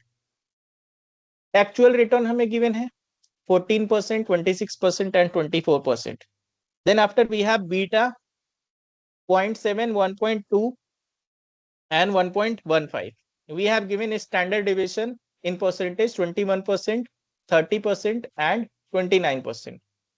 The return of the market index RM है 22%. Standard division return, standard division कितना है 25%, RF कितना है 5%. ये आप लिखते रहना. RM 22%, standard division of market, that means की स्टैंडर्ड डिविजन जो मार्केट का है 25%, RF 5%. You have to calculate Sharpe ratio for all the funds in the market index and rank them. You have to calculate Trenier ratio. You have to calculate Jensen alpha. सबसे पहले आप Sharpe ratio से calculate कर लीजिए. Question लिख लिया आपने? Yes, sir. है ना? देखिए, देखो Sharpe रेशियो से हमें कैलकुलेट करना है, तो सबसे पहले हमें क्या चाहिए? Return of portfolio. Return of portfolio कितना गिवन है? In case 14. Of X 14. 14. दूसरा हमें चाहिए RF. RF कितना है? सबके लिए -5. सेम होगा 5%. तो 14 माइनस 5 डिवाइडेड बाय कितना करना है हमें? Standard division of 21. Portfolio. Standard division of portfolio देखो यहाँ पे कितना गिवन है. Standard division 21. ऑफ पोर्टफोलियो कितना है? 21 गिरा है ना. Standard division of portfolio 21. तो डिवाइड करा तो सबसे पहले म्यूचुअल फंड X का कितना आएगा आपके पास? 0.429. 0.429. दैट मीन्स कि अगर राउंड करेंगे तो 0.43 आ जाएगा. ठीक बात है. हाँ. उसी तरीके से अगर मैं सिक्योरिटी X का निकालूंगा, म्यूचुअल फंड Y का निकालूंगा, तो कितना आ जाएगा? 26 माइनस 5. 0.70. 26 माइनस 5 कर लीजिए सीधे सीधे और डिवाइड बाई 30. 30. कितना आ गया? 0.7. 0.7. सबका आया. वैसे ही Z का करेंगे. 0.66. Z का कितना आ रहा है? 0.65. 0.65 या 0.666 आया, तो वो राउंड फिगर करके आप लिख लीजिए. 0.65 आ रहा है सबका. 66 आ रहा है सर, वही यहाँ 65 ही है सर. चलिए ठीक है, 65 या 66 एक ही बात है. मार्केट इंडेक्स का निकाल लो आप. Return of market index given है ना यहाँ पे 22%. तो 22 minus 5 divided by 0.68 sir. Divided by 25 कितना आ गया? 0.68. 68. मैंने कहा कि सबको रैंक कर दो, चारों को रैंक कर दो. सबसे ज्यादा जो आया उसको रैंक 1 दे दो, उसके बाद रैंक 2 दे दो, रैंक 3 दे दो, रैंक 4 दे दो. तो रैंक 1 किसको मिलेगा? Y को सर. Y को. रैंक 2 मार्केट इंडेक्स को. Yes sir. रैंक 3 Z को. Z एंड रैंक 4 X बच गया जो. X को. हमें अब बताना है, रिमार्क देना है कि which one is out performed, which one is under performed. किससे कंपैरिजन करेंगे? एक बेंचमार्क से. बेंचमार्क कौन सा होता है? मार्केट वाला. मार्केट से. Market index. Yes, sir. Market index अगर 68.68 है तो जो 0.68 से ज्यादा है वो आउट परफॉर्म्ड है, जो 0.68 से कम है वो अंडर परफॉर्म्ड है. तो यहाँ पे आउट परफॉर्म्ड कौन सा है? Y. Y. तो rank 1 is out performed and remaining 2 are under performed. Underperform. Underperform. Clear है सबको यहाँ तक? Yes Yes, sir. sir. अब जो आपने डिवीजन इससे किया था, standard division of market portfolio, in case of Treynor ratio किससे डिवाइड करोगे? बीटा से. बीटा से Yes, sir. sir. Remaining things will be same, you just have to divide by beta. Yes sir. हाँ, 12. आप मुझे करके बताइए X का कितना आ रहा है, Y का कितना आ रहा है, Z का कितना आ रहा है, मार्केट का कितना कर रहा है. आप टाइम लो, आराम से करो, कोई जल्दीबाजी नहीं है. सर ये लास्ट टाइम में किया था हम लोगों ने. लास्ट क्लास में किया था. नहीं, लास्ट Last semester में था. हाँ लास्ट सेमेस्टर में रहा होगा, फिक्स्ड इनकम सिक्योरिटी पढ़ा होगा आपने। एफएम था, उसमें था टर्नर भी था, सिक्योरिटी जेंसन अल्फा भी एनालिसिस था। And portfolio management. अच्छा, तो अच्छी बात है, वहां से हेल्प मिल जाएगी थोड़ी। ज्यादा न्यूमेरिकल इसमें है नहीं, लिमिटेड चैप्टर्स में ही न्यूमेरिकल है। चलिए ठीक है, इसीलिए सर हो गया सर। मजा तभी आता है जब सॉल्व करने का मजा तभी है जब आपको आता हो, नहीं आता तो बोरिंग लगता है। Yes sir. हाँ, कितना आ रहा है सिक्योरिटी एक्स का? 12.8 12.8, ठीक है। सिक्योरिटी वाई का? 17.5 जेड का? 16.5 16.5 and market index is 17 17. 17 So if I talk about the ranking of these mutual funds schemes available, we will be giving rank 1 to security Y, rank 2 to market index, rank 3 yes sir. mutual fund Z, and rank 4 to X. X है ना? Yes, sir. According to this, we have to give remark to them and while comparing with the market index.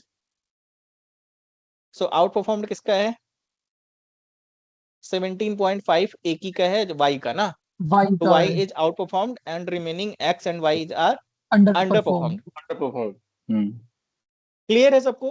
Sharpe ratio and trainer ratio, yes sir. Yes, है ना? sir. अगर किसी को फिर से बताना है तो प्लीज बता दो अभी। जेंसन अल्फा की बात करें,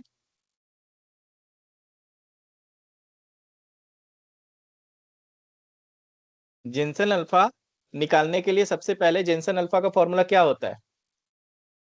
actual return minus expected return Market. Under CAPM. Return ठीक है, एक्सपेक्टेड रिटर्न अंडर सीएपीएम का फॉर्मूला आरएफ प्लस बीटा आरएम माइनस आरएफ है, या RF plus RM minus RF multiply by beta है, दोनों कर सकते हो आप। तो सबसे पहले एक्सपेक्टेड रिटर्न निकाल लो आप। एक्सपेक्टेड रिटर्न कैलकुलेट करोगे तो कितना आएगा?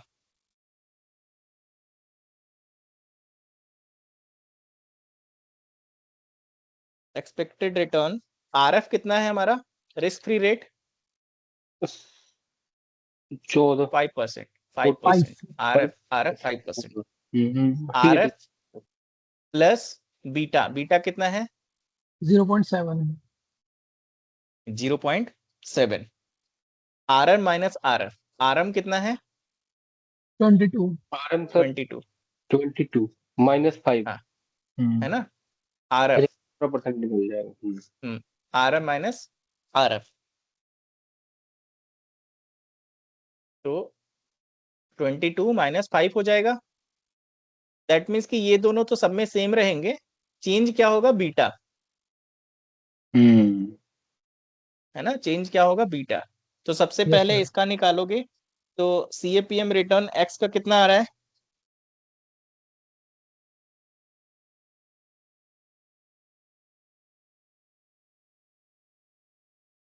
सर थोड़ा सा जो है ना इसमें कंफ्यूजन हो रही है, पता नहीं क्यों सर। कई एक मिनट मैं देखो, मैं ना इससे माउस से लिख रहा हूँ, शायद ठीक ना हो, समझ जाना। कंफ्यूजन हो रही है जी। हाँ 16.9 आ सीए, रहा है। हाँ एक मिनट, सीएपीएम रिटर्न निकाल रहे हैं ना हम।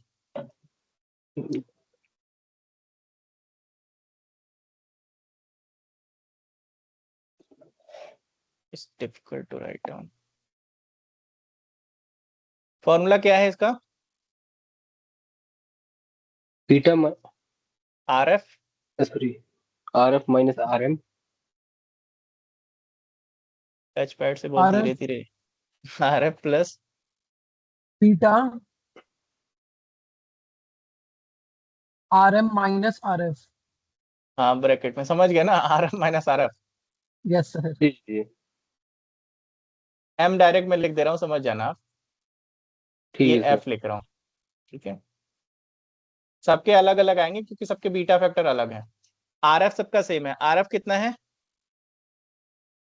5 प्लस 5 बीटा कितना है? 0.7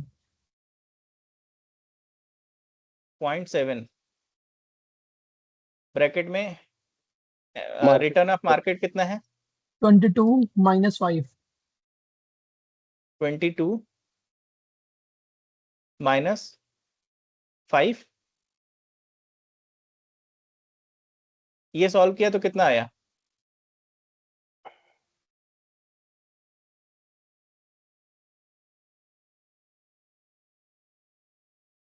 ये सॉल्व किया है किसी ने? 16.9 आ रहा है सर मेरा। 16.9 ही आएगा। हाँ अभी क्लियर हुआ सर? अभी क्लियर हुआ आपको?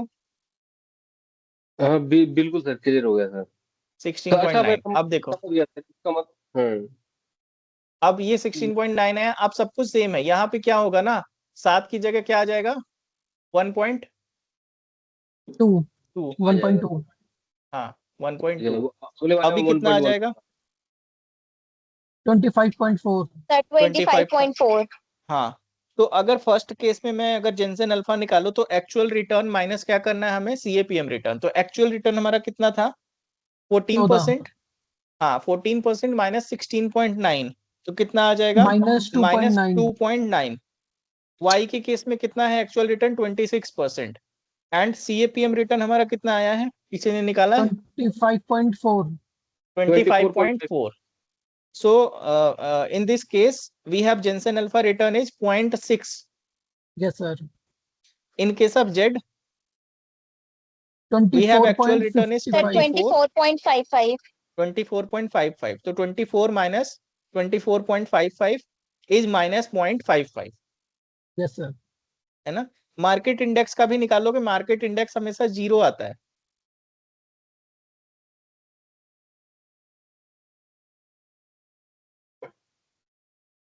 मतलब sir, if I am not wrong sir, ये जेनसन अल्फा शायद इसलिए निकालते हैं ना सर कि हम मार्केट के रिटर्न से हम कितना एक्स्ट्रा और कमा सकते हैं डाइवर्सिफाई करके। ऑप्शन कितना है हमारे पास? Yes sir, got it sir, याद आ गया सर, याद आ गया सर। ठीक है, शक्तियां याद आ गई। ओके, हम इसको रैंक कर देंगे। सो सबसे पहला रैंक किसको मिलेगा? सिक्योरिटी म्यूचुअल फंड वाई को। And second is about market को, मार्केट को कर दो क्योंकि 0 आता है, हमेशा मार्केट 0 ही आता है। And Okay, third sir. And fourth out performed बात Z करते हैं। और Y हाँ, आउट परफॉर्म्ड बात करते हैं एंड अंडर परफॉर्म की Z और बात X करते हैं। Z और X ठीक है, यहाँ तक सबको क्लियर है? Yes sir, very much clear. yes sir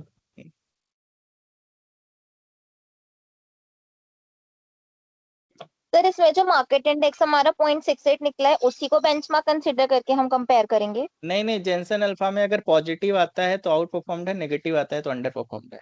इसमें बेंचमार्क से कंपैरिजन नहीं होता, इसमें 0 ही आएगा ना मार्केट हमेशा। जेनसन अल्फा में लिख लो कि अगर पॉजिटिव आएगा तो आउट परफॉर्म्ड है, अगर नेगेटिव आता है तो अंडर परफॉर्म्ड है, और 0 आता है तो इक्विवेलेंट है। ठीक है, इसमें मार्केट से कंपैरिजन नहीं करेंगे। तो आउट परफॉर्म्ड इसमें कौन सा है? Mutual fund Y is out performed and remaining 2X एंड Z are under performed. Clear है सबको? यस सर, हाँ, आगे चले नेक्स्ट क्वेश्चन पे। बिल्कुल देखो, सर। लेवल ऑफ डिफिकल्टी यही है, इससे ज्यादा लेवल ऑफ डिफिकल्टी डिफिकल्ट नहीं आएगा क्वेश्चन। ठीक है, ये फुल फ्लेज क्वेश्चन है एग्जामिनेशन का।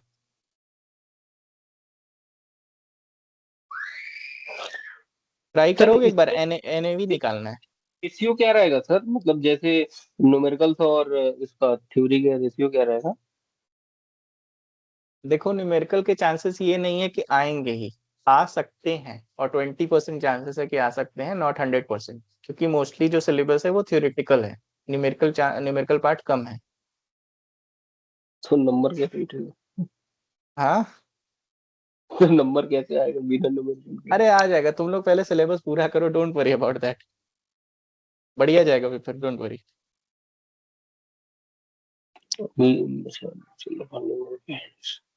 चलो, ये क्वेश्चन एक बार मैं रीड करूं आपके लिए, ध्यान से सुनना। जी sir. A mutual fund made an issue of 10 lakh units of 100 each. That means कि मार्केट साइज कितने का हो गया? Investment size into 1 crore, into कर देंगे 1 CR। सर। हाँ, यस सर। एंट्री लोड कुछ भी नहीं है, एंट्री एग्जिट कुछ भी नहीं है। 50,000 इक्विटी शेयर है एट द रेट 100 ईच, लेकिन 50,000 इक्विटी शेयर 100 रुपए के हिसाब से कितने होने चाहिए थे? 50 लाख के, लेकिन वो मार्केट वैल्यू अभी कितनी है? 160, तो 160 के हिसाब से 80 लाख के हो गए। 7% गवर्नमेंट सिक्योरिटीज हैं जो कि 8 लाख के हैं, 9% डिबेंचर है अनलिस्टेड जो कि 5 लाख के हैं, 10% डिबेंचर है जो कि लिस्टेड है जो कि 5 लाख के वो भी हैं। टोटल कितना हो गया? 98 लाख। मैंने कहा था कि जितने भी असेट होंगे उन सबको ऐड कर देंगे, तो जो ये इक्विटी है, जो गवर्नमेंट सिक्योरिटी है, जो डिबेंचर है, जो 10% डिबेंचर, ये सारे हमारे लिए असेट है ना? Yes sir. ठीक है।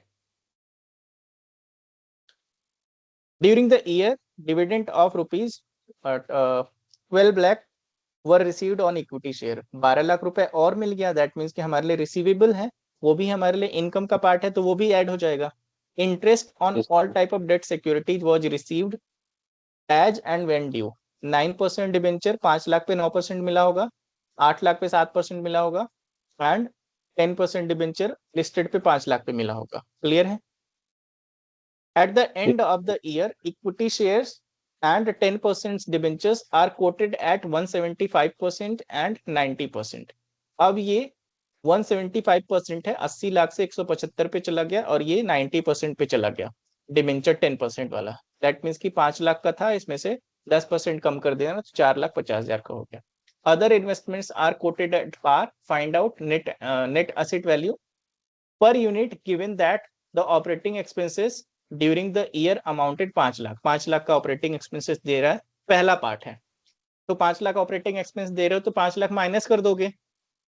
दूसरा कह रहा है also find out NAV if the mutual fund had distributed a dividend of ₹0.80 per unit during the year to the unit holders यहाँ छूट गया है कॉपी करने में, during the unit holders. That means कि 0.8 पर यूनिट दिया है, तो टोटल इक्विटी शेयर्स आपके पास कितने हैं? 10 लाख था सर, तो 8 लाख दिया होगा।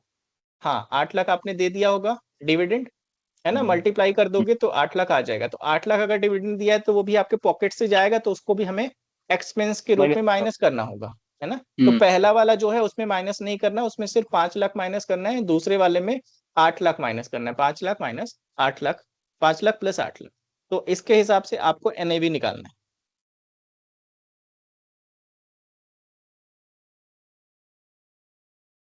कैलकुलेट करो एक बार।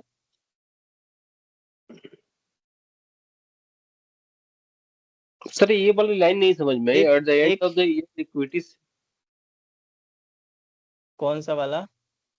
Sir at the end of the year equity share and 10% debenture are quoted at 175% and 90% respectively. ये थोड़ा क्लियर नहीं हो रहा है क्या है। अच्छा, ये मैं बता देता हूँ। इक्विटी शेयर अभी कितने पे कोटेड है? 160 पे। Yes sir. 175 पे होगा तो कितने पे चला जाएगा?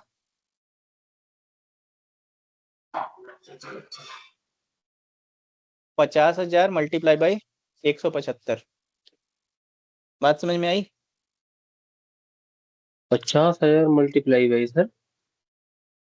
पार वैल्यू, फेस वैल्यू कितने की है? 100 रुपए की, हाँ हाँ ठीक है सर, ओके है ना? ओके। वो कह रहा है कि 175 चली गई है, पहले कितनी थी? 160 मार्केट वैल्यू थी उसकी, 160% पे थी, अब 175 चली गई है।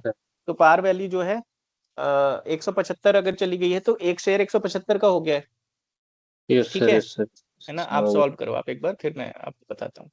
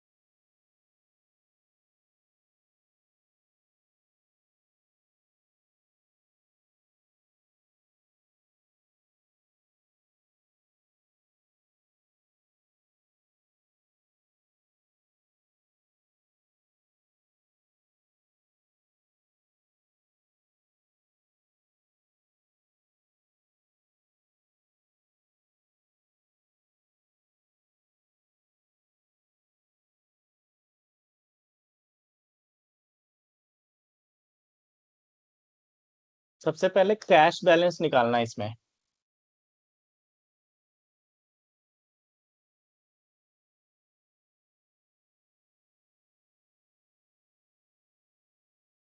किसी का हुआ सॉल्व? यस सर 11.25 आ रहा है क्या सर पहला? 11.25, हाँ 11.55 आ रहा है बिफोर डिविडेंड। नहीं मेरा आफ्टर डिविडेंड है सर। आफ्टर डिविडेंड 11.75 आ रहा है।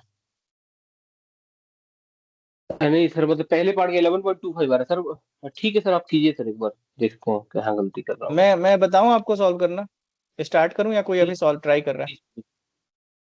नहीं सर करें सर आप एक बार, कहाँ गलती किया पता चले। देखो सबसे पहले कैश वाले पार्ट देख लें।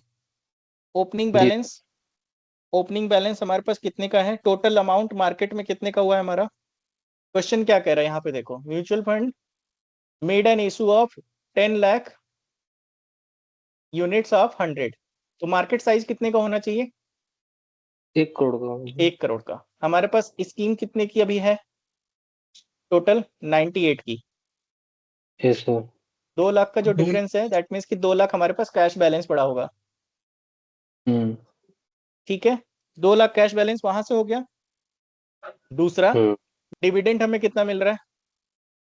12 लाख का। 12 लाख सर। तो अभी कैश कितने हो गए हमारे पास?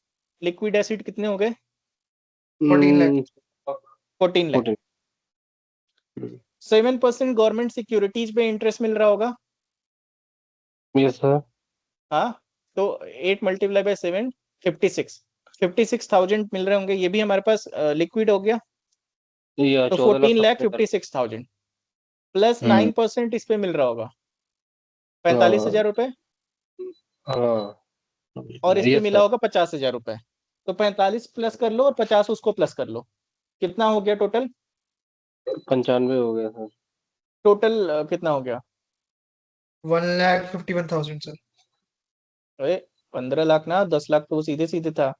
यस सर हाँ 15 लाख हो गए यस। 15,51,000।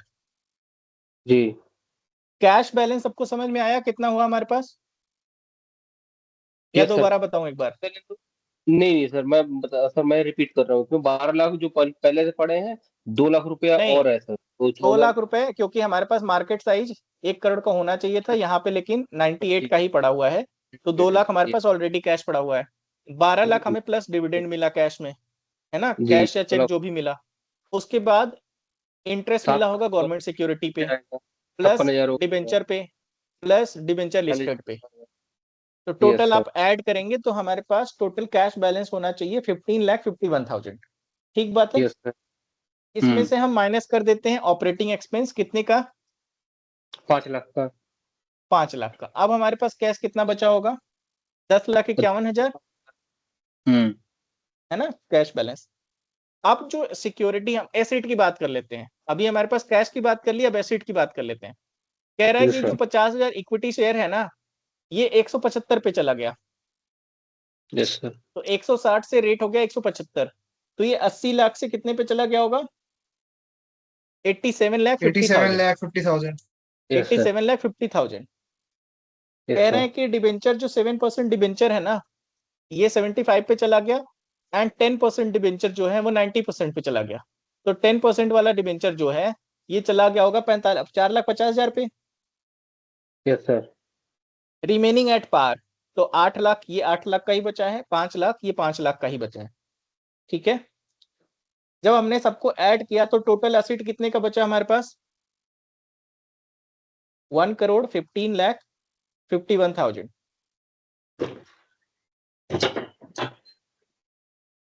ऐड कर लो आप नोटबुक पे, 1,15,51,000। सर एक बार ये वाला पॉइंट रिपीट कर दीजिए। कैश वाला आपको समझ में आया? Yes sir. हाँ, कैश करने के बाद हम देखेंगे कि हमारे पास एसेट कितने का अवेलेबल है। यहां से एसेट की बात यहां पे आ रही है, क्योंकि यहां तक तो बात कर रहे थे ड्यूरिंग द ईयर, डिविडेंड की बात कर ली वो हमने लिख लिया, इंटरेस्ट की बात कर ली वो हमने लिख लिया। अब हम बात करते हैं यहां से शेयर की बात कर रहा है। At the end of the year equity shares and 10% debentures are quoted at 175% and 90% respectively. That means कि इक्विटी शेयर कितने पे कोट कर दिया है? 175 पे।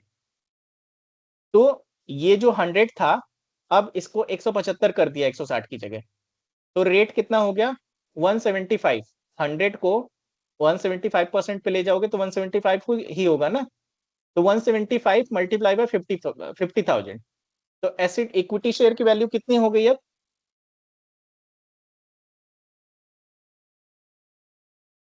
मल्टीप्लाई करोगे, use your calculators, equity share की वैल्यू हो जाएगी 87,50,000। 87,50,000। हाँ 57, हाँ 50,000, 87,50,000। दूसरा कह रहा है कि जो 10% डिबेंचर है ना वो 90% पे चला जाएगा, तो ये 5 लाख का था, 100% है 5 लाख, 90% पे लाओगे 10% कम हो जाएगा, कितने का बचा ये 4,50,000, दैट मीन्स कि 4.5 लाख। क्लियर है? Yes sir. आगे कह रहा है कि other investments are quoted at par, तो अदर में बचा क्या 7% गवर्नमेंट एंड 9% अनलिस्टेड, तो ये 8 लाख और 5 लाख के ही बचे होंगे।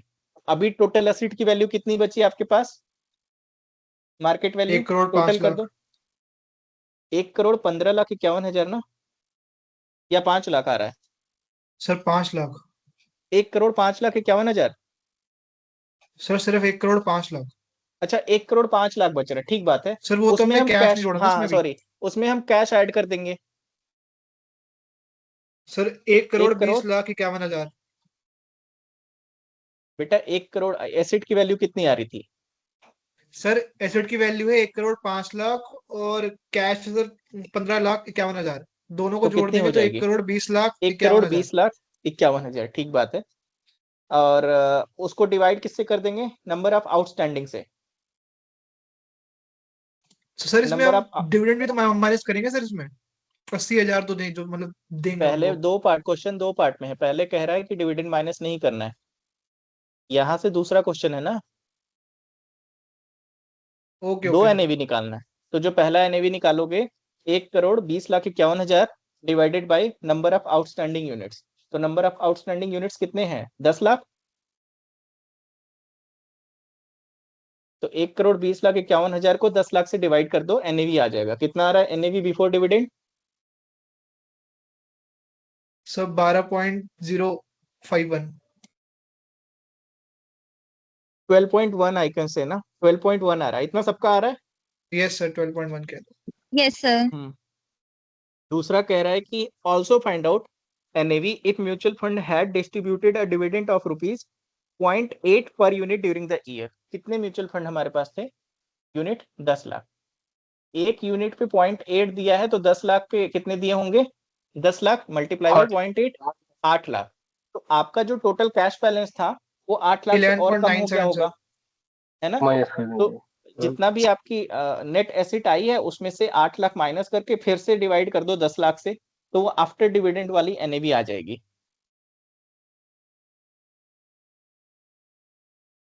आ गई।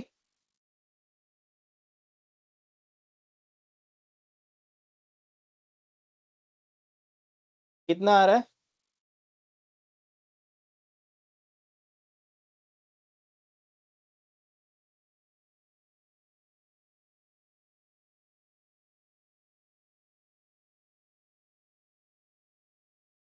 आगे चलें, 11.25 सर।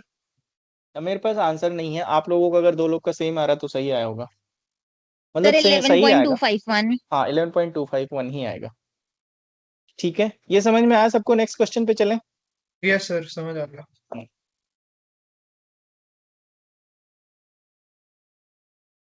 चलो क्वेश्चन है, मैं रीड करता हूं, इन case of an open ended mutual fund scheme the market price ex dividend was 75 rupees, a dividend of 15 has just been paid and ex dividend price is 95, so what is the what return had been earned over the past years, return निकालना है, open ended की बात कर रहा है, तो dividend pay करने से पहले जो दैट मीन्स की मार्केट बिगिनिंग की बात कर रहा है, एनएवी 0 की बात कर रहा है, तो एनएवी 0.75 था, डिविडेंड 15 पे कर दिया, पे करने के बाद मार्केट ईयर एंड में एनएवी हो गया 95 रुपीज का, सो आपको क्या निकालना है, 46%। आपको निकालना है 46। रिटर्न, 46.67 आ रहा है ना, ठीक है, ठीक बात है। मैं आपको ये फॉर्मूला दिखाता हूँ, ये है। तो डिविडेंड कितने का है यहाँ पे, 15 का। है। Yes sir. ये जो है ना, ये फॉर्मूला गलत है। कैपिटल गेन क्या होता है, ये कई बार यही हो जाता है, एनएवी वाला ही, कैपिटल गेन नहीं गिवन है। तो एनएवी 1 यहाँ पे क्या है आपका, कितना है NAV at the end of the year? 95 sir. NAV at the Closing end of the year 95. 95, NAV at the beginning of the year 75, तो 95 minus 75 whole divided by 20. 75 multiply by 100, तो आंसर कितना आएगा? 46.67 परसेंटेज। 46.67, बिल्कुल simple है ना? Yes sir. सबका आगे आगे चले। Yes sir, yes sir. देखो, a mutual fund had a NAV of rupees 65 at the beginning of the year. During the year, a sum of 8 was distributed as dividend besides rupees 5 as capital gain distribution. At the end of the year, NAV was 73. Full pledge उस फॉर्मूले पे fit बैठ जाएगा। You have to calculate return. 8 plus 5 bracket में NAV 1 minus NAV 0 whole divided by NAV 0 multiplied by 100. NAV 1 is 73, NAV 0 is 65 whole divided by 65 multiplied by 100. What will be the answer? Sir इसमें outstanding तो 32. नहीं रखी unit sir इसमें। Unit क्यों चाहिए outstanding, return निकालना है, एनएवी थोड़ी निकालना है, रिटर्न निकालना है। बात नहीं समझ में आई? इसमें एनएवी कहाँ निकालना है, इसमें तो रिटर्न निकालना है ना। तो ये वाला फॉर्मूला लगेगा, डिविडेंड दिया, कैपिटल गिवन है, एनएवी 1 गिवन है, एनएवी 0 गिवन है। ओके ओके सर, हाँ ठीक है। 32.31. 32.31 सर, हाँ यही है सर, यही है। 32.31%। 31. हाँ। हाँ, आगे चलें, एक लास्ट क्वेश्चन ही बचा होगा या एक और बचा होगा।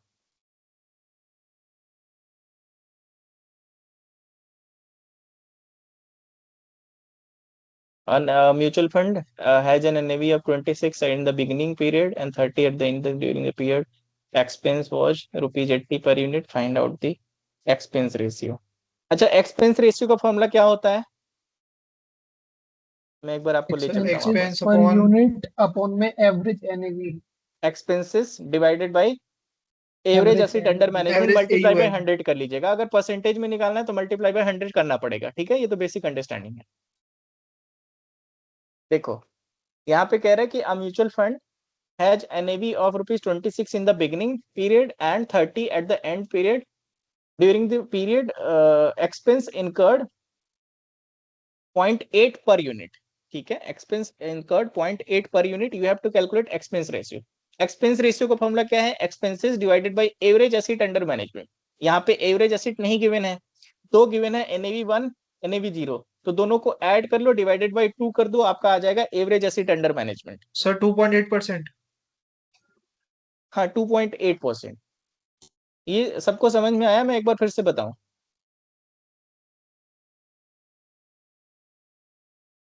ये समझ में आ गया सबको? आ गया सर। ठीक है, हो गया सर।